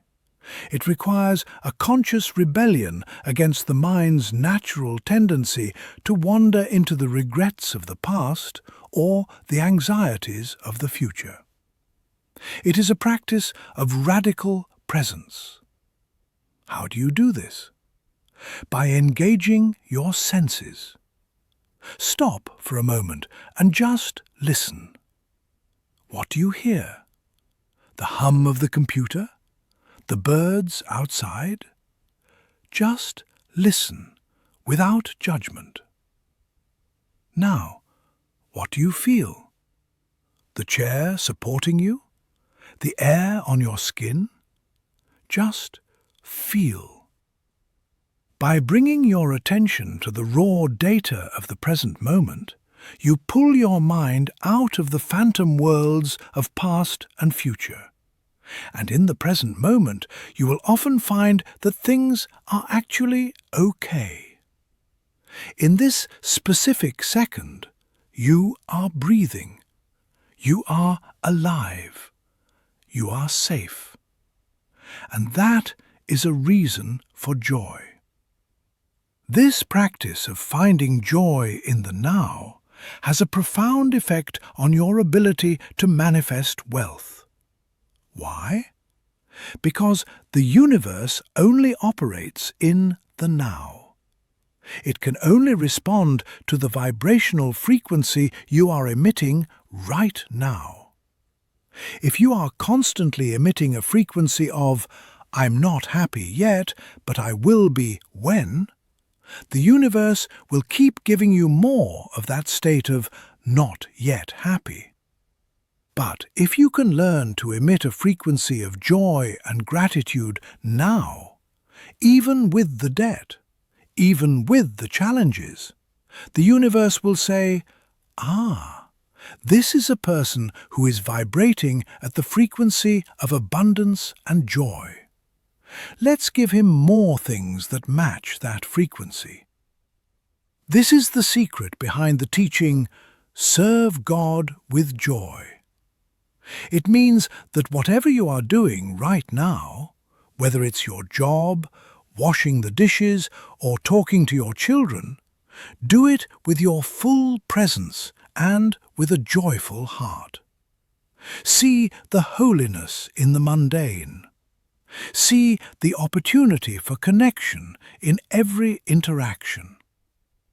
When you can find joy in the process, not just the destination, you have cracked the code. You have learned to live in the palace of the King, which is always and only in the eternal now. And a resident of the palace is, by definition, wealthy. Let us affirm our commitment to living in the now. I release all regrets of the past and all anxieties about the future. The only time that exists is now, and in this now I choose joy. I find the blessing, the holiness, and the reason for gratitude in this present moment. My joy is not dependent on a future outcome. My joy is a present reality. Because I am happy now, The universe conspires to give me even more reasons to be happy.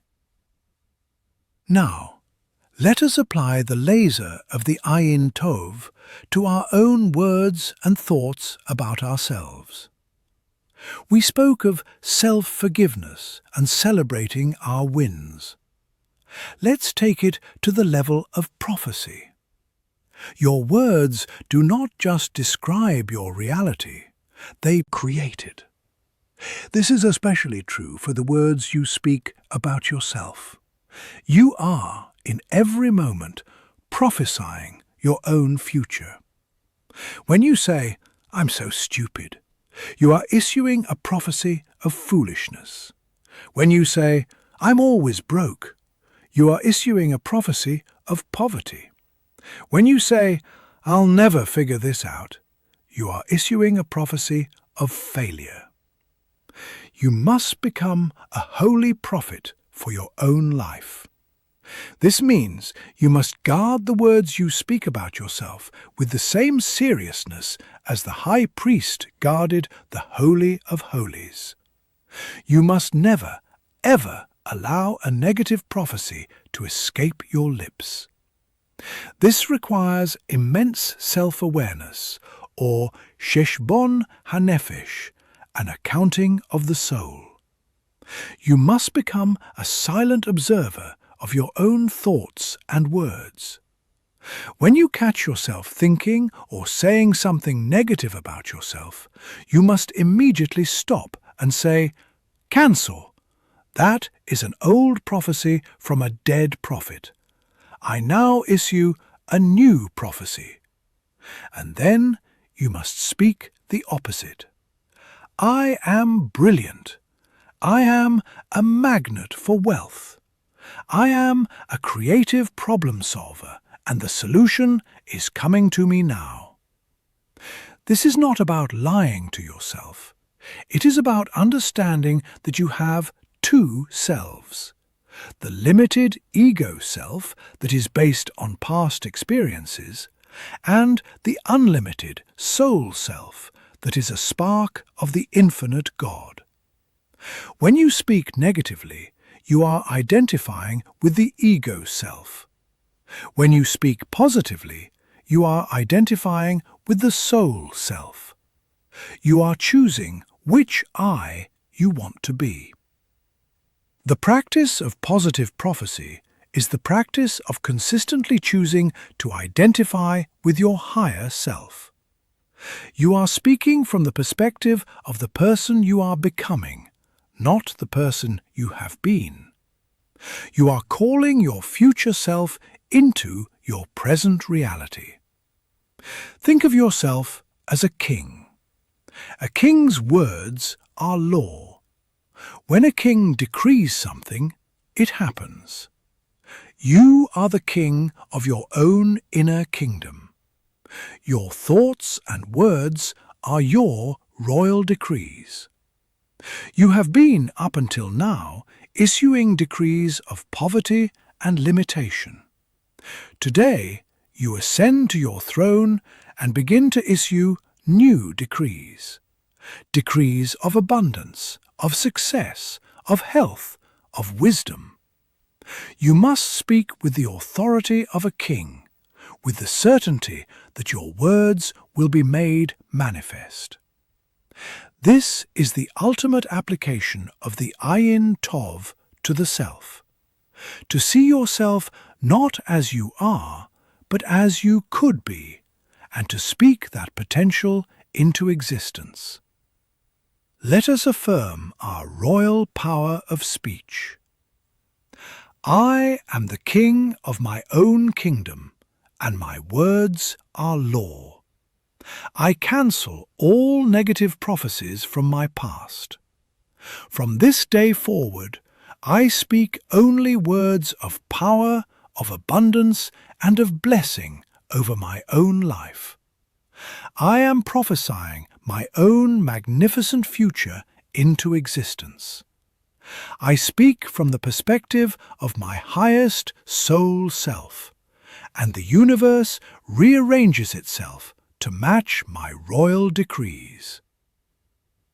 Finally, let us explore the sacred responsibility of being a tzinor, a channel, from the perspective of legacy. Why does God want you to be wealthy? For the good you can do in your lifetime, yes. But it is even bigger than that. It is about what you will build that will last beyond you. It is about the legacy you will leave for your children, your grandchildren, and for Klal Yisrael, the Jewish people, for generations to come. True wealth is generational wealth. It is wealth that is built on a foundation of Torah and good deeds, and that is passed down not just as money, but as a set of values, as a mission. When you see your wealth-building journey not just as a personal project, but as the act of building a dynasty of blessing, your motivation becomes infinite. You are no longer working for yourself. You are working for your great-grandchildren, whom you will never meet. You are building a fortress of holiness and prosperity for your family that will protect them and empower them to do good in the world long after you are gone. This is the mindset of the patriarchs, of Abraham, Isaac, and Jacob. They were not thinking about their own comfort. They were thinking about the nation that would come from them. They were building a spiritual and physical legacy for eternity. This means you must think long-term. You must build businesses that are sustainable, that are based on real value and integrity. You must create systems and structures that can outlive you. You must invest with wisdom and patience, not with a desire for a quick buck. And most importantly, you must teach your children. You must teach them these principles. You must teach them that the wealth they will inherit is not a toy. It is a sacred trust. It is the fuel for their own mission of tikkun olam. The greatest legacy you can leave is not the money itself, but the wisdom of how to use it in a holy way. When your vision for wealth expands from your own lifetime to encompass generations, you become a different kind of player on the field. You are no longer playing a finite game. You are playing an infinite game. The infinite game is not about winning or losing. It is about continuing to play, about continuing to advance the cause of light and goodness. A person playing an infinite game is not discouraged by short-term setbacks. His vision is too long. His purpose is too great. He is building a cathedral, and he knows that he may only lay a few stones, but he is part of a project that is eternal. Let us affirm our commitment to building an eternal legacy. I am not just building wealth, I am building a dynasty of blessing. My vision extends beyond my own lifetime to the generations that will follow me. I build with integrity, with wisdom, and with a long-term perspective. I am creating a legacy of holy wealth that will empower my descendants to be agents of good in the world. I am playing an infinite game, and my partner is the infinite God. Therefore, the impact of my life will be eternal. My friends, we have journeyed far and deep. We have taken the 5 pillars and driven their foundations, down to the very bedrock of reality. Bitachon as certainty in hashgacha pratit. Tselem Elokim as the mastery of the creative process of Chabad. Simcha as the transformative joy found in the present moment. Ayin Tov as the prophetic power to create your own reality. And Tzinor as the building of an eternal legacy. This is not just a thought process. This is a life's work. It is the great adventure of the soul. It is the path that has been walked by the righteous, the holy, and the truly wealthy for thousands of years. It is now your path. Walk it with courage. Walk it with joy. Walk it with the absolute certainty of a prince returning to his father's palace. The gates are open. Your inheritance awaits. Shalom. Let us descend one final time into the heart of these mysteries. For the Torah is a limitless ocean, and the deeper we dive, the more luminous the pearls we discover. We are not merely reviewing, we are performing a spiritual alchemy, transforming leaden understanding into golden, embodied wisdom. Let this final descent be the one that permanently alters the spiritual DNA of your consciousness. Let us stand again within the impregnable fortress of bitachon. We have spoken of certainty in the face of the negative, of blessing God for the bad. Now let us explore the most subtle and advanced form of bitachon, the trust required to handle immense, continuous, and overwhelming good. This may sound strange. Is it hard to trust God when things are going well? For the ego, yes. It is the greatest test of all. When success follows success, when wealth piles upon wealth, the ego, the Yetzer Hara, begins to whisper its most seductive poison. I did this. My cleverness, my hard work, my genius. This is the meaning of the verse, and your heart will become haughty, and you will forget the Lord your God. And you will say in your heart, my power and the might of my hand have gotten me this wealth. This moment of forgetting, this act of taking personal credit for God's blessing, is the most dangerous moment in a person's spiritual life. It is the moment the channel begins to clog. It is the moment the ego begins to build a dam, thinking it is the source of the river. True, master-level bitachon is the ability to remain in a state of profound humility and gratitude in the midst of staggering success. It is the ability to look at your billion-dollar empire and say, with the same sincerity as when you had nothing, "This is not mine. I am merely the janitor of this palace. The king is the owner." This is the bitachon of King David, who, at the height of his power, wrote, "I am a worm and not a man." This was not false modesty. It was a statement of profound metaphysical truth. He understood that all his power, all his glory, was a borrowed garment. His true essence was simply a soul utterly dependent on God. This is the ultimate allowing mindset. You are allowing the blessing to flow through you without being stopped or claimed by the ego. You remain a pure, clean channel. The practical discipline for this is twofold. First, constant verbal acknowledgement.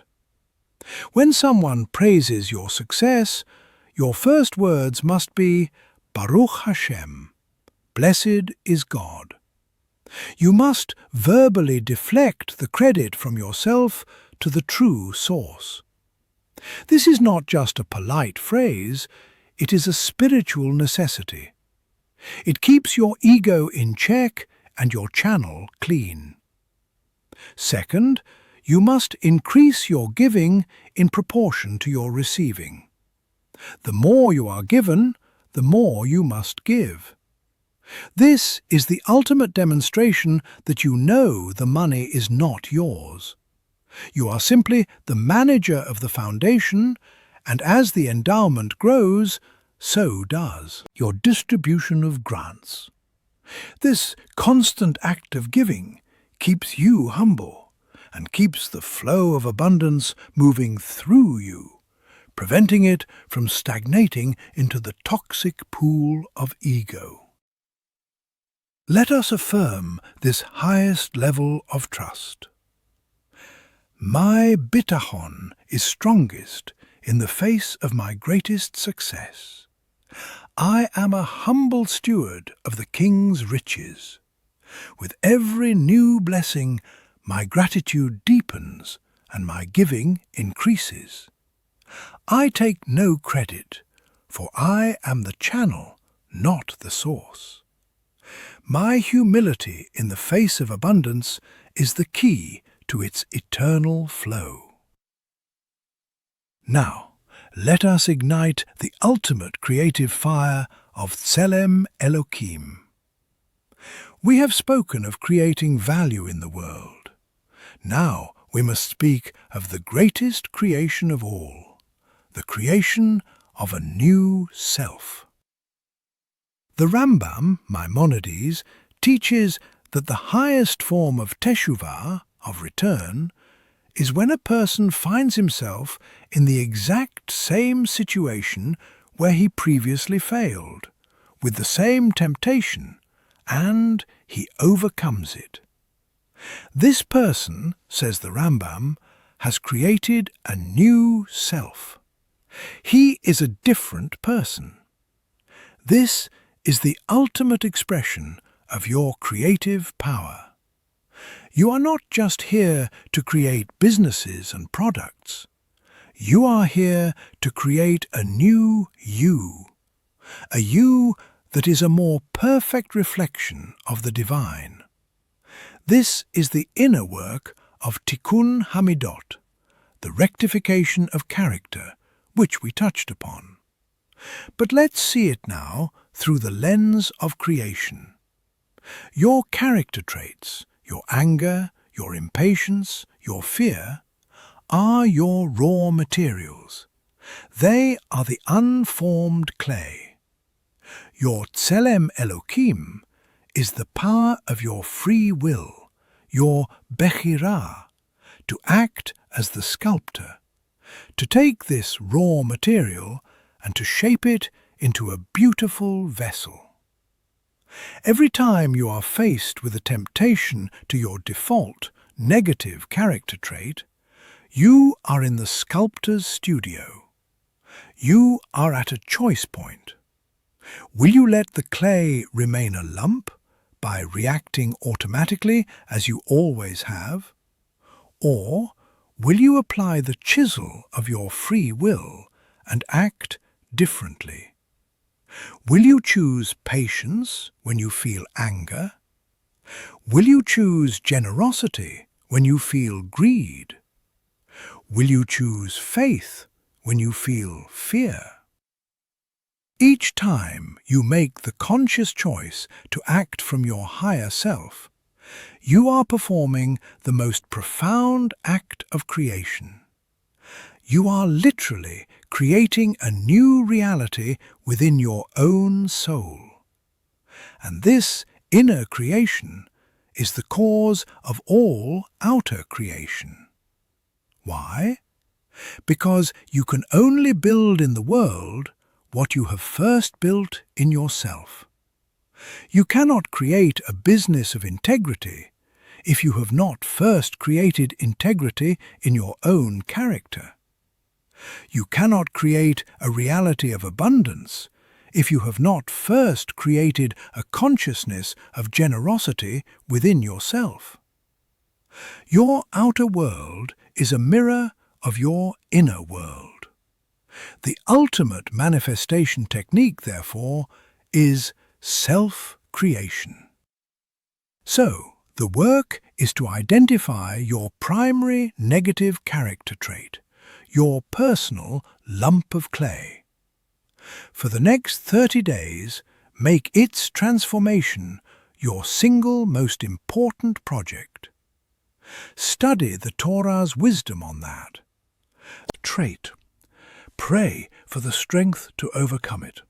And most importantly, look for opportunities to practice its opposite. If your trait is anger, look for opportunities to be patient. If it is stinginess, look for opportunities to be generous. See these challenges not as annoyances, but as divine appointments, as your personal training sessions in the gym of self-creation. By transforming your greatest weakness into your greatest strength, you perform the ultimate act of Tselem Elohim, and you build an inner vessel capable of holding infinite outer blessings. Let us affirm this ultimate creative act. I am a creator of my own self. My character is my greatest creation. I use my divine power of free will to sculpt my negative traits into positive ones. I am transforming my greatest weakness into my greatest strength. As I perfect my inner world, my outer world transforms to reflect it. My self-mastery is the key to my world mastery. Let us now feel the ultimate simcha, the joy of being a giver. We have spoken of joy as a cause of wealth, but the deepest, most lasting joy is the joy that comes from using that wealth to help others. King Solomon, who had every pleasure in the world, concluded his search for meaning with the words, "The end of the matter, all having been heard, fear God and keep his commandments, for this is the whole of man." The ultimate ta'anug, the ultimate pleasure, is the pleasure of fulfilling your purpose. And your purpose is to be a channel of good. There is a psychological phenomenon known as the helper's high. When a person performs an act of altruism, their brain releases endorphins, the same neurochemicals associated with a runner's high. This is a scientific confirmation of a deep spiritual truth. We are hardwired for giving. We are designed to feel the greatest joy not when we receive, but when we give. This is because when we give, we are most closely emulating God, who is the ultimate giver. When you give, you are acting in your Tselem Elohim, and this alignment with your true nature creates a profound sense of joy and rightness. This is why the allowing mindset is ultimately a joyful one. The wanting mindset is miserable because it is focused on the self, on the ego's endless needs. What can I get? The allowing mindset, the mindset of the tzinor, is joyful because it is focused on others. What can I give? This shift in focus from getting to giving is the secret to a life of profound, unshakable happiness. A person whose happiness is dependent on what they get will always be miserable, because there is never enough. A person whose happiness is dependent on what they give will always be joyful, because there is always an opportunity to give. A kind word, a smile, $1, a piece of advice. Your mission, therefore, is to become addicted to the helper's high. You must actively seek out opportunities to give, because that is where you will find your deepest joy. And that joy, in turn, is the magnet that will attract even more resources for you to give. It is a perfect, holy, upward spiral. You give, which brings you joy. That joy attracts more wealth. That wealth allows you to give even more. That greater giving brings you even greater joy. This is the divine economy. This is the engine of a blessed life. You are not just manifesting wealth, you are manifesting joy. And the wealth is the beautiful side effect. Let us affirm our commitment to the joy of giving. My deepest joy is found in giving. I am a holy channel, and the flow of giving fills me with ecstatic simcha. I am addicted to the helper's high. I actively seek opportunities to give of my time, my wisdom, and my wealth. The more I give, the happier I become. The happier I become, the more I receive. This is the perfect, joyful cycle of my abundant life. Now let us apply the Ayin Tov to the future. We have spoken of seeing the good in the present and in others. Now we must learn to see the future with a radical, unwavering good eye. This is the power of vision. The book of Proverbs says, "Where there is no vision, the people perish." A vision is not a hope or a dream. A vision is a clear, detailed, and emotionally charged picture of a future reality that you are committed to creating. It is a prophecy that you issue over your own future. Most people approach the future with an ayin hara. They engage in what is called worrying. Worrying is simply using your imagination to create a future you don't want. It is negative visualization. It is a prayer for disaster. And since the imagination is a powerful creative faculty, when you worry, you are actively helping to bring about the very things you fear. The practice of Ayin Tov for the future is to consciously and deliberately use your imagination to create only the future you do want. This is the true practice of visualization. You must become a master architect of your future. You must spend time every day in your mental studio designing the life you intend to build. See it in vivid detail. What does your ideal day look like, from the moment you wake up to the moment you go to sleep? What does your body feel like? What does your work feel like? What does your family life feel like? What does your bank account look like? See it, feel it, inhabit it. The more detailed and emotionally real you can make this vision, the more powerful it becomes. You are creating a magnetic blueprint. The subconscious mind cannot tell the difference between a real experience and a vividly imagined one.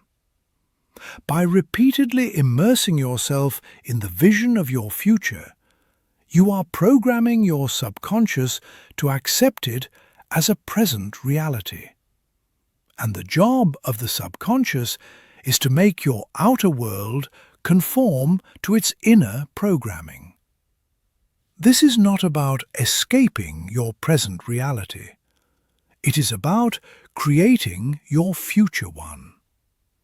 You do your work in the present, but you hold the vision of the future as your guiding star.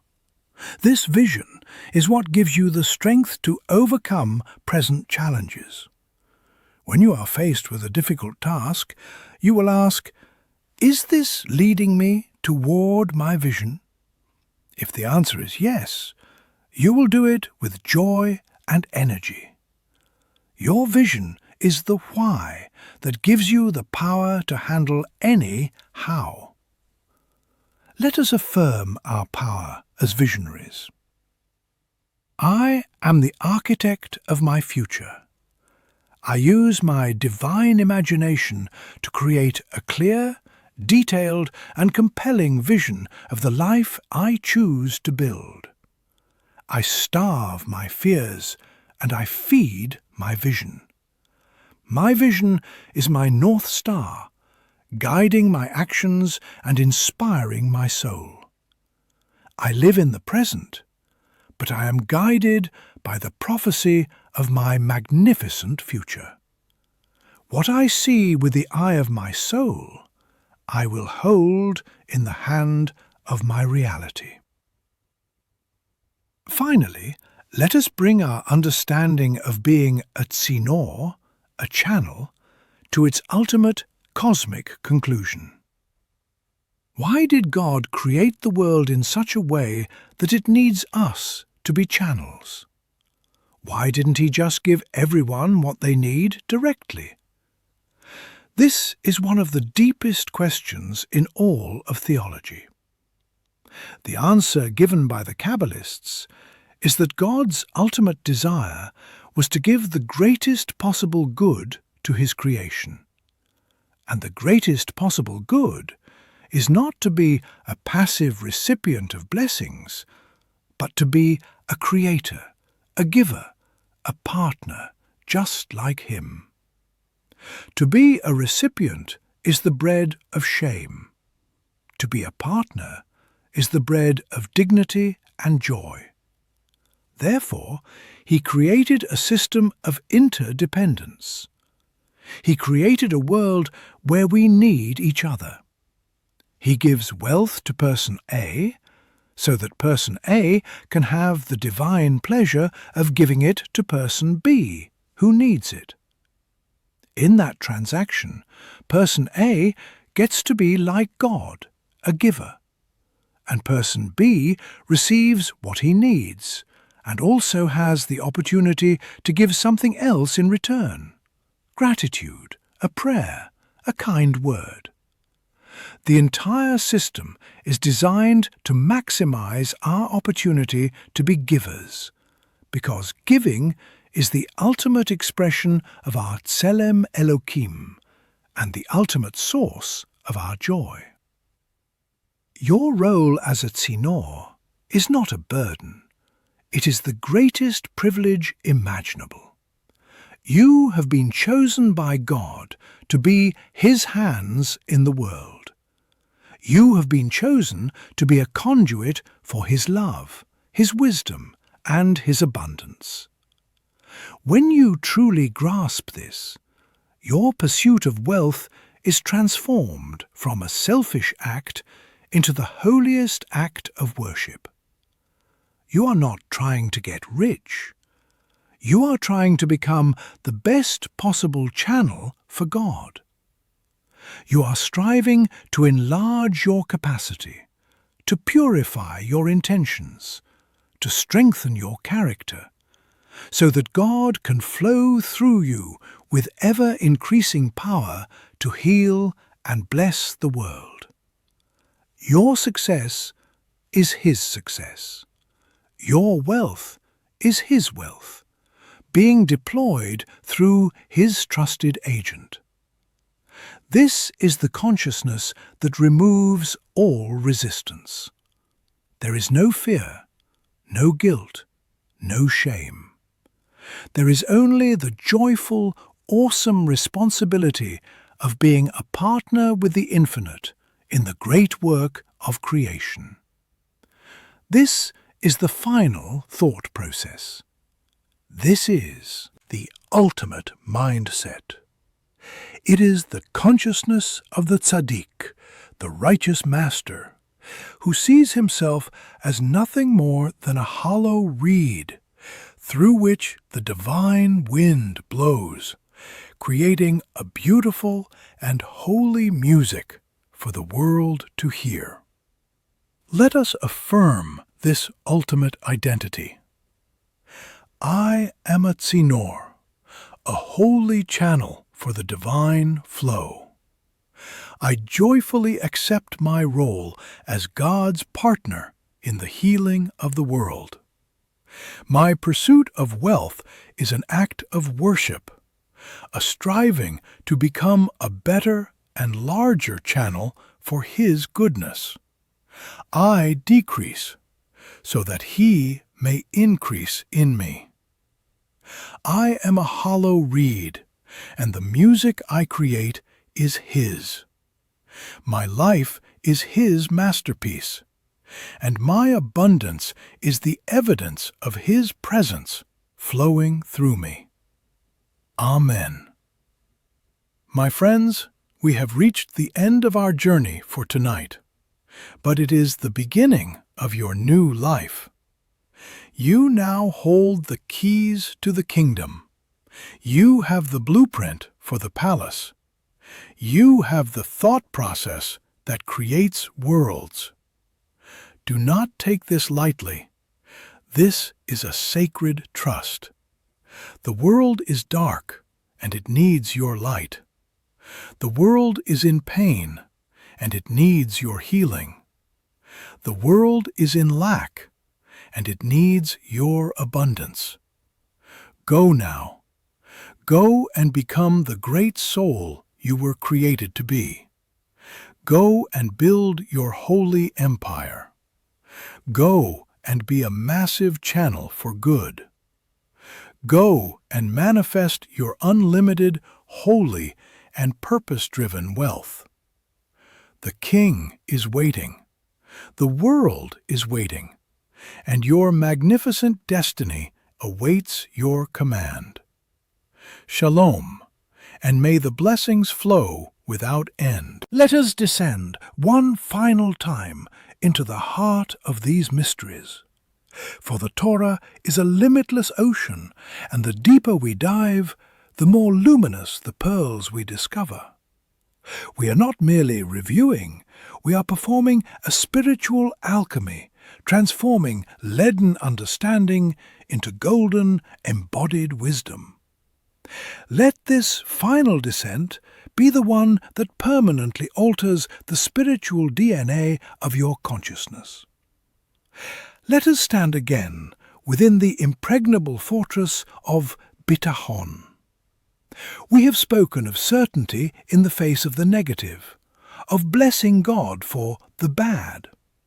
Now, let us explore the most subtle and advanced form of bitachon, the trust required to handle immense, continuous, and overwhelming good. This may sound strange. Is it hard to trust God when things are going well?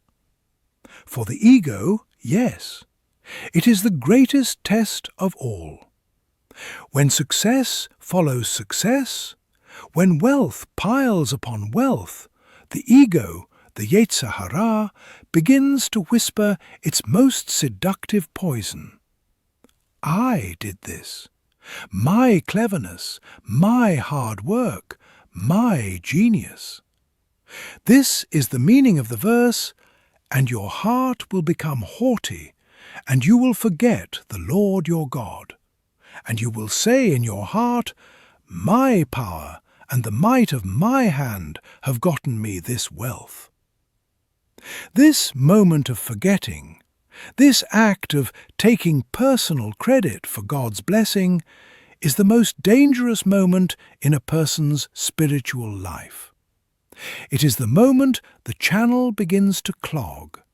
It is the moment the ego begins to build a dam, thinking it is the source of the river. True, master-level bitachon is the ability to remain in a state of profound humility and gratitude in the midst of staggering success. It is the ability to look at your billion-dollar empire and say, with the same sincerity as when you had nothing, This is not mine.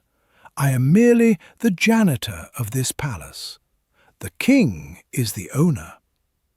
This is the bitachon of King David, who, at the height of his power, wrote, "I am a worm and not a man." This was not false modesty. It was a statement of profound metaphysical truth. He understood that all his power, all his glory, was a borrowed garment. His true essence was simply a soul utterly dependent on God. This is the ultimate allowing mindset. You are allowing the blessing to flow through you without being stopped or claimed by the ego. You remain a pure, clean channel. The practical discipline for this is twofold. First, constant verbal acknowledgement. When someone praises your success, your first words must be Baruch Hashem, blessed is God. You must verbally deflect the credit from yourself to the true source. This is not just a polite phrase, it is a spiritual necessity. It keeps your ego in check and your channel clean. Second, you must increase your giving in proportion to your receiving. The more you are given, the more you must give. This is the ultimate demonstration that you know the money is not yours. You are simply the manager of the foundation, and as the endowment grows, so does your distribution of grants. This constant act of giving keeps you humble and keeps the flow of abundance moving through you, preventing it from stagnating into the toxic pool of ego. Let us affirm this highest level of trust. My bitachon is strongest in the face of my greatest success. I am a humble steward of the king's riches. With every new blessing, my gratitude deepens and my giving increases. I take no credit, for I am the channel, not the source. My humility in the face of abundance is the key to its eternal flow. Now, let us ignite the ultimate creative fire of Tselem Elokim. We have spoken of creating value in the world. Now we must speak of the greatest creation of all, the creation of a new self. The Rambam, Maimonides, teaches that the highest form of teshuvah, of return, is when a person finds himself in the exact same situation where he previously failed, with the same temptation, and he overcomes it. This person, says the Rambam, has created a new self. He is a different person. This is the ultimate expression of your creative power. You are not just here to create businesses and products. You are here to create a new you, a you that is a more perfect reflection of the divine. This is the inner work of Tikkun Hamidot, the rectification of character, which we touched upon. But let's see it now through the lens of creation. Your character traits, your anger, your impatience, your fear, are your raw materials. They are the unformed clay. Your Tselem Elokim is the power of your free will, your Bechirah, to act as the sculptor, to take this raw material and to shape it into a beautiful vessel. Every time you are faced with a temptation to your default, negative character trait, you are in the sculptor's studio. You are at a choice point.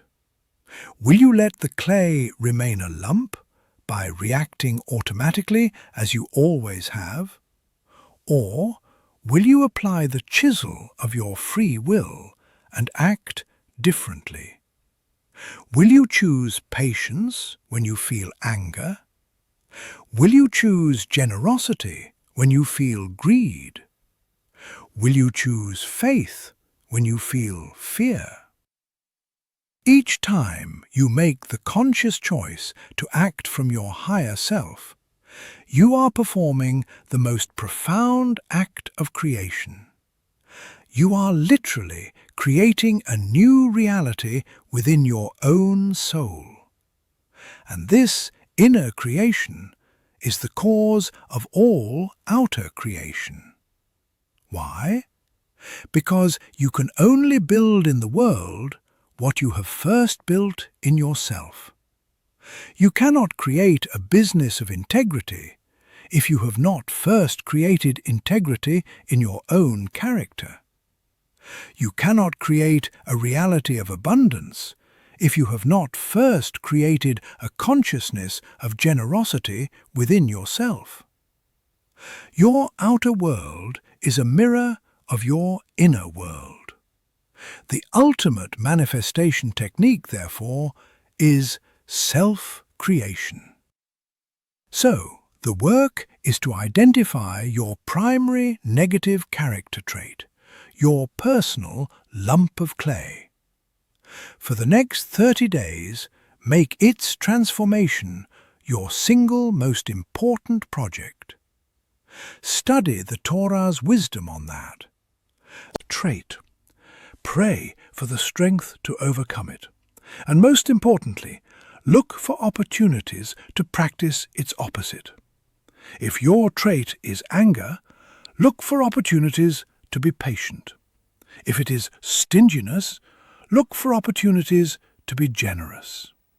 See these challenges not as annoyances, but as divine appointments, as your personal training sessions in the gym of self-creation.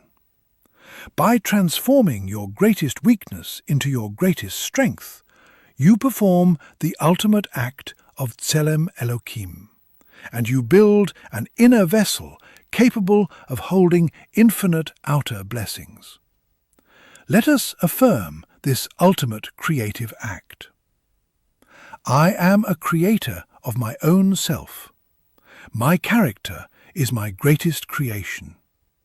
I use my divine power of free will to sculpt my negative traits into positive ones.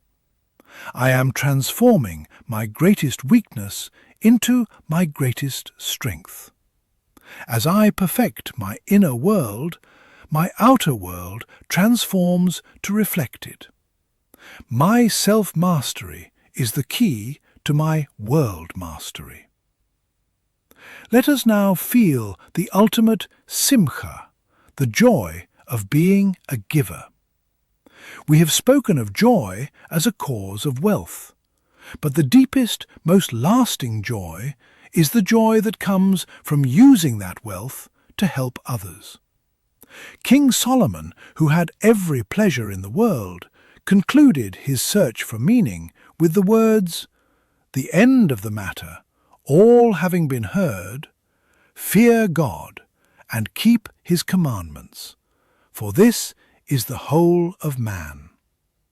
The ultimate ta'anug, the ultimate pleasure, is the pleasure of fulfilling your purpose. And your purpose is to be a channel of good. There is a psychological phenomenon known as the helper's high. When a person performs an act of altruism, their brain releases endorphins, the same neurochemicals associated with a runner's high. This is a scientific confirmation of a deep spiritual truth. We are hardwired for giving. We are designed to feel the greatest joy not when we receive, but when we give. This is because when we give, we are most closely emulating God, who is the ultimate giver.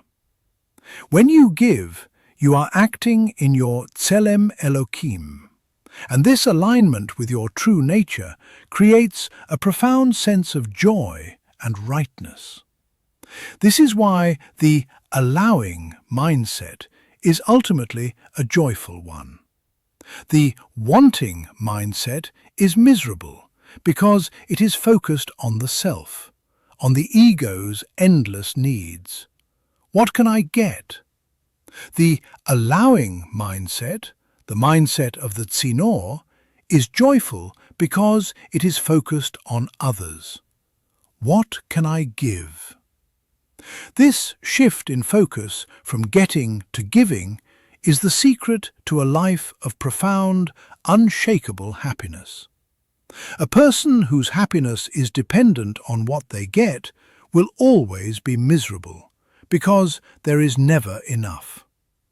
A person whose happiness is dependent on what they give will always be joyful, because there is always an opportunity to give. A kind word, a smile, a dollar, a piece of advice. Your mission, therefore, is to become addicted to the helper's high. You must actively seek out opportunities to give, because that is where you will find your deepest joy. And that joy, in turn, is the magnet that will attract even more resources for you to give. It is a perfect, holy, upward spiral. You give, which brings you joy.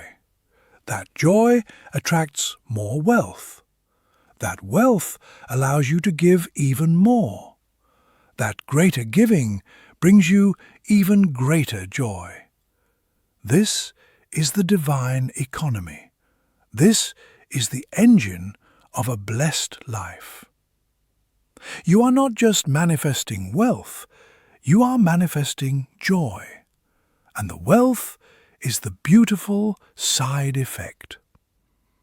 Let us affirm our commitment to the joy of giving. My deepest joy is found in giving. I am a holy channel, and the flow of giving fills me with ecstatic simcha. I am addicted to the helper's high. I actively seek opportunities to give of my time, my wisdom, and my wealth. The more I give, the happier I become. The happier I become, the more I receive. This is the perfect, joyful cycle of my abundant life.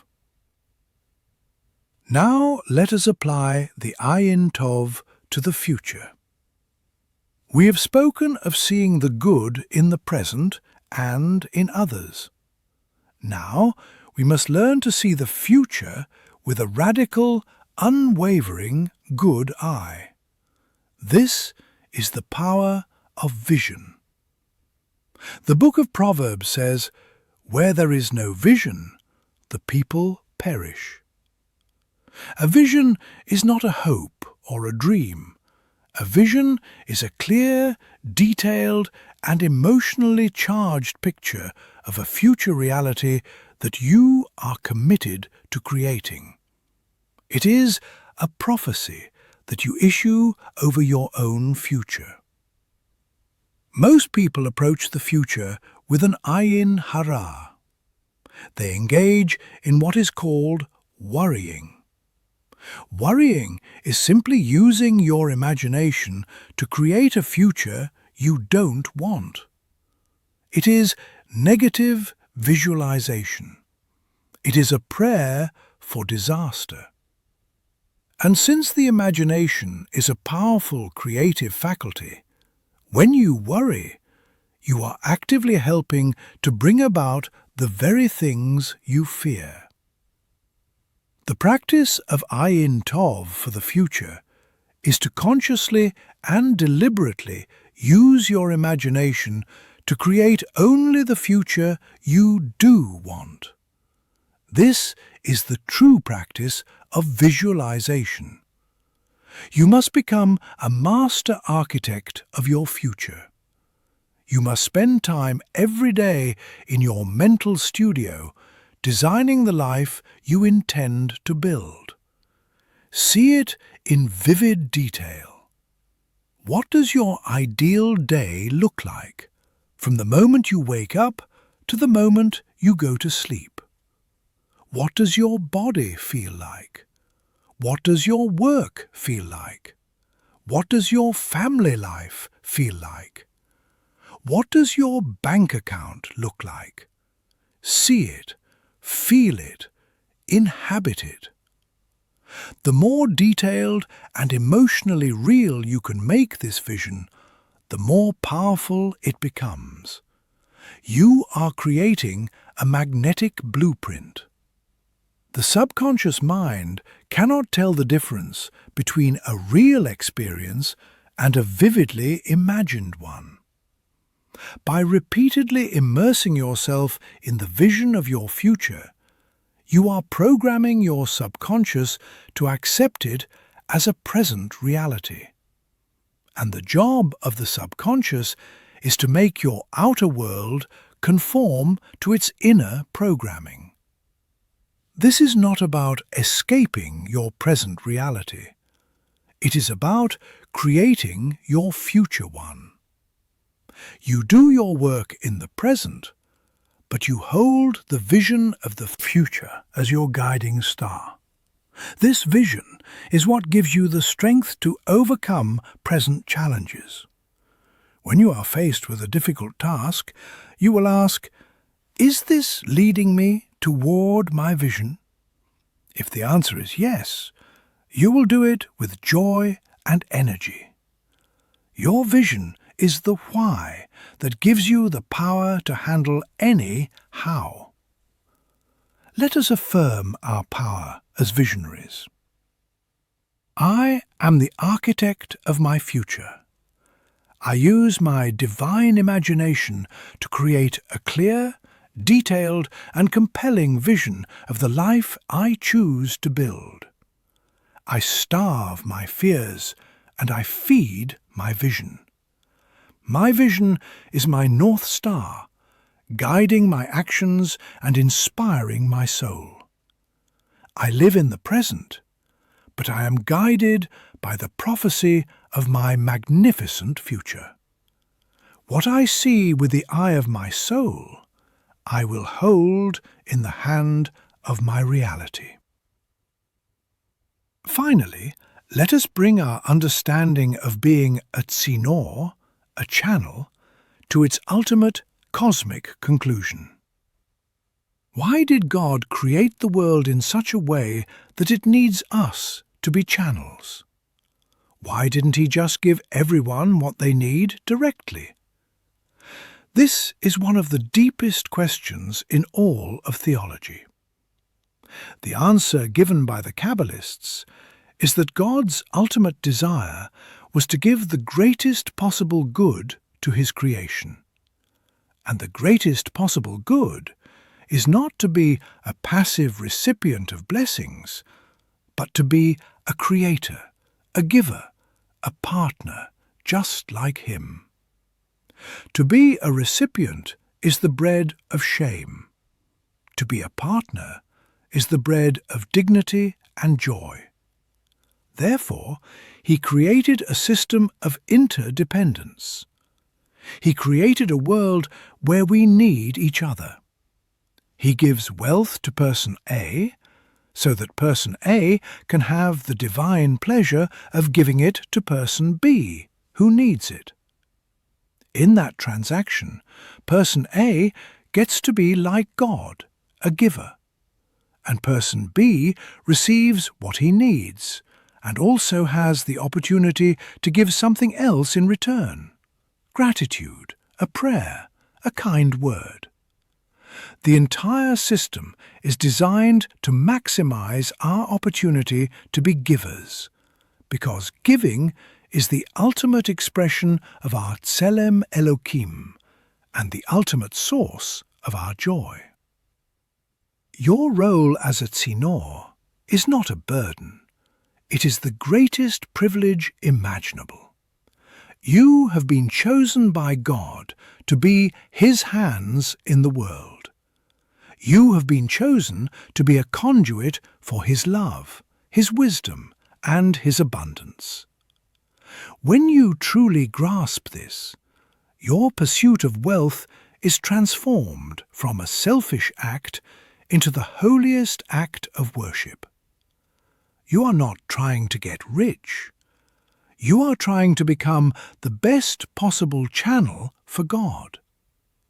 You are striving to enlarge your capacity, to purify your intentions, to strengthen your character, so that God can flow through you with ever-increasing power to heal and bless the world.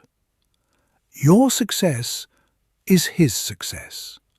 Your wealth is His wealth, being deployed through His trusted agent. This is the consciousness that removes all resistance. There is no fear, no guilt, no shame. There is only the joyful, awesome responsibility of being a partner with the infinite in the great work of creation.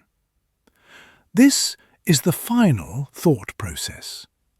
This is the ultimate mindset.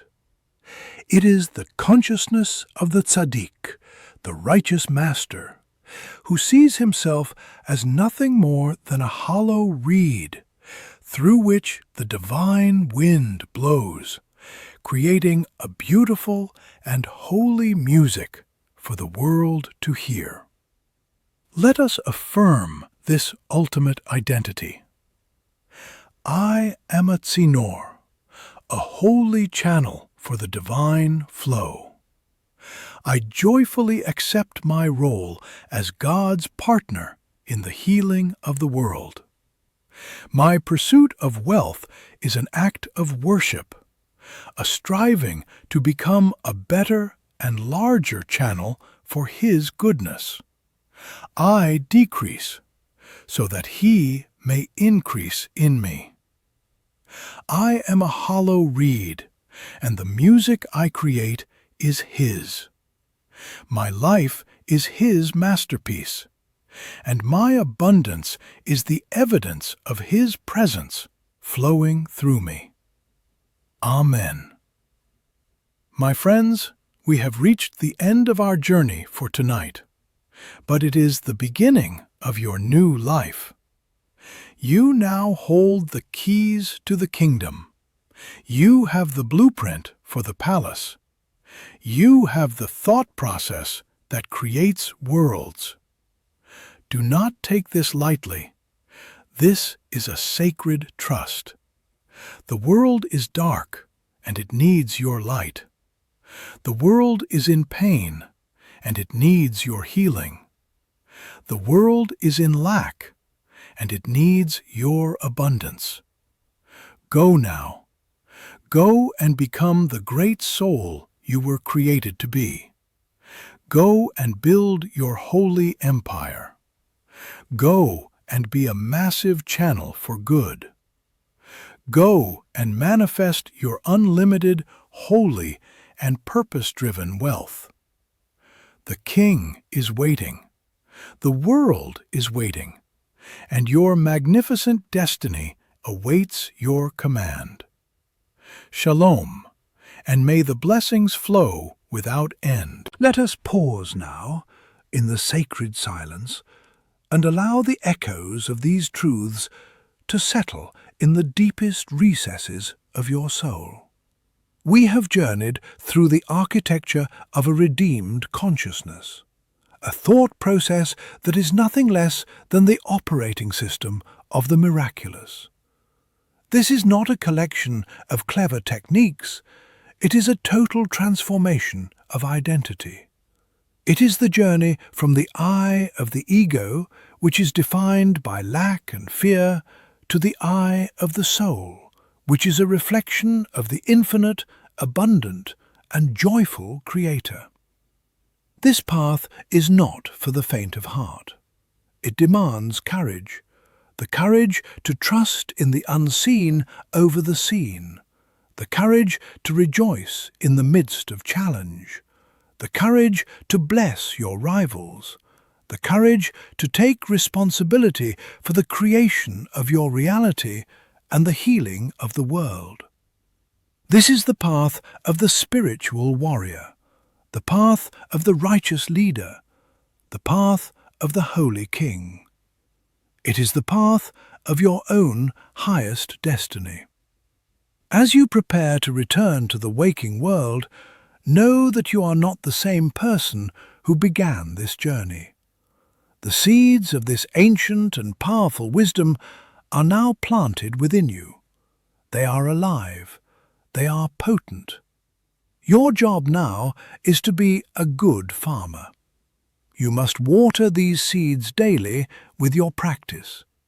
You must guard them from the birds of doubt and the weeds of old habits. You must tend to them with the sunshine of your joy and the rich soil of your good deeds. Do not be discouraged if the old thought process rears its head. It is a deeply ingrained habit, a ghost that will haunt the palace for a time.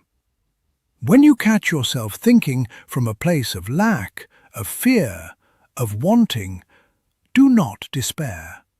Simply smile with the compassion of a loving parent for a confused child, and say, "Ah, there is the old ghost.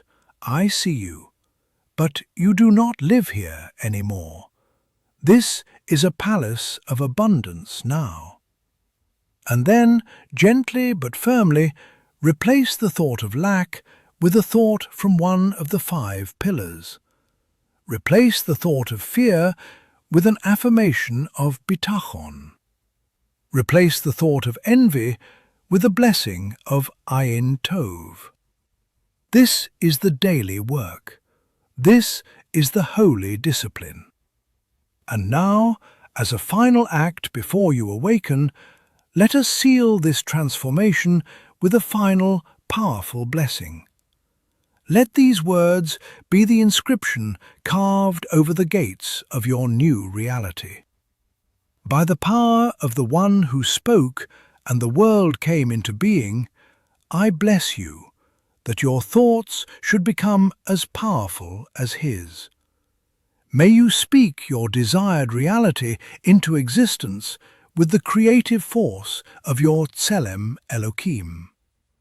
By the merit of Abraham, our father, who was the first to recognize the one God in a world of idols, I bless you that you should recognize the one true source of all abundance in a world that worships the idols of the marketplace. May you have his bitachon to leave your familiar territory and journey to the land of your infinite potential. By the merit of Isaac, who willingly laid himself upon the altar in perfect trust, I bless you that you should have the courage to sacrifice your ego, your fears, and your limiting beliefs upon the altar of your divine mission. By the merit of Jacob, who wrestled with the angel and earned the name Israel, one who struggles with God, I bless you that you should have the strength to wrestle with your own challenges and emerge with a new name, a master of manifestation, a channel of abundance. By the merit of Joseph, the dreamer who became a viceroy, I bless you that your visions for the future should be so clear and powerful that they rearrange your reality, lifting you from the pit of your current circumstances to the palace of your destiny. By the merit of Moses, our teacher, who was the most humble of all men, I bless you that your success should only increase your humility, and that your humility should be the vessel for even greater success. And by the merit of King David, the sweet singer of Israel, I bless you that your life should be a song of simcha, a psalm of praise, a symphony of joy that attracts all the blessings of heaven and earth. I seal you now in this consciousness. I seal you in this identity. You are a channel. You are a creator. You are a king's child. You are a master of allowing. Go forth and create your world. Go forth and manifest your unlimited, holy, purpose-driven wealth. The world is waiting for the blessing that only you can bring. Your time is now. Shalom, shalom, shalom. Amen ve shalom.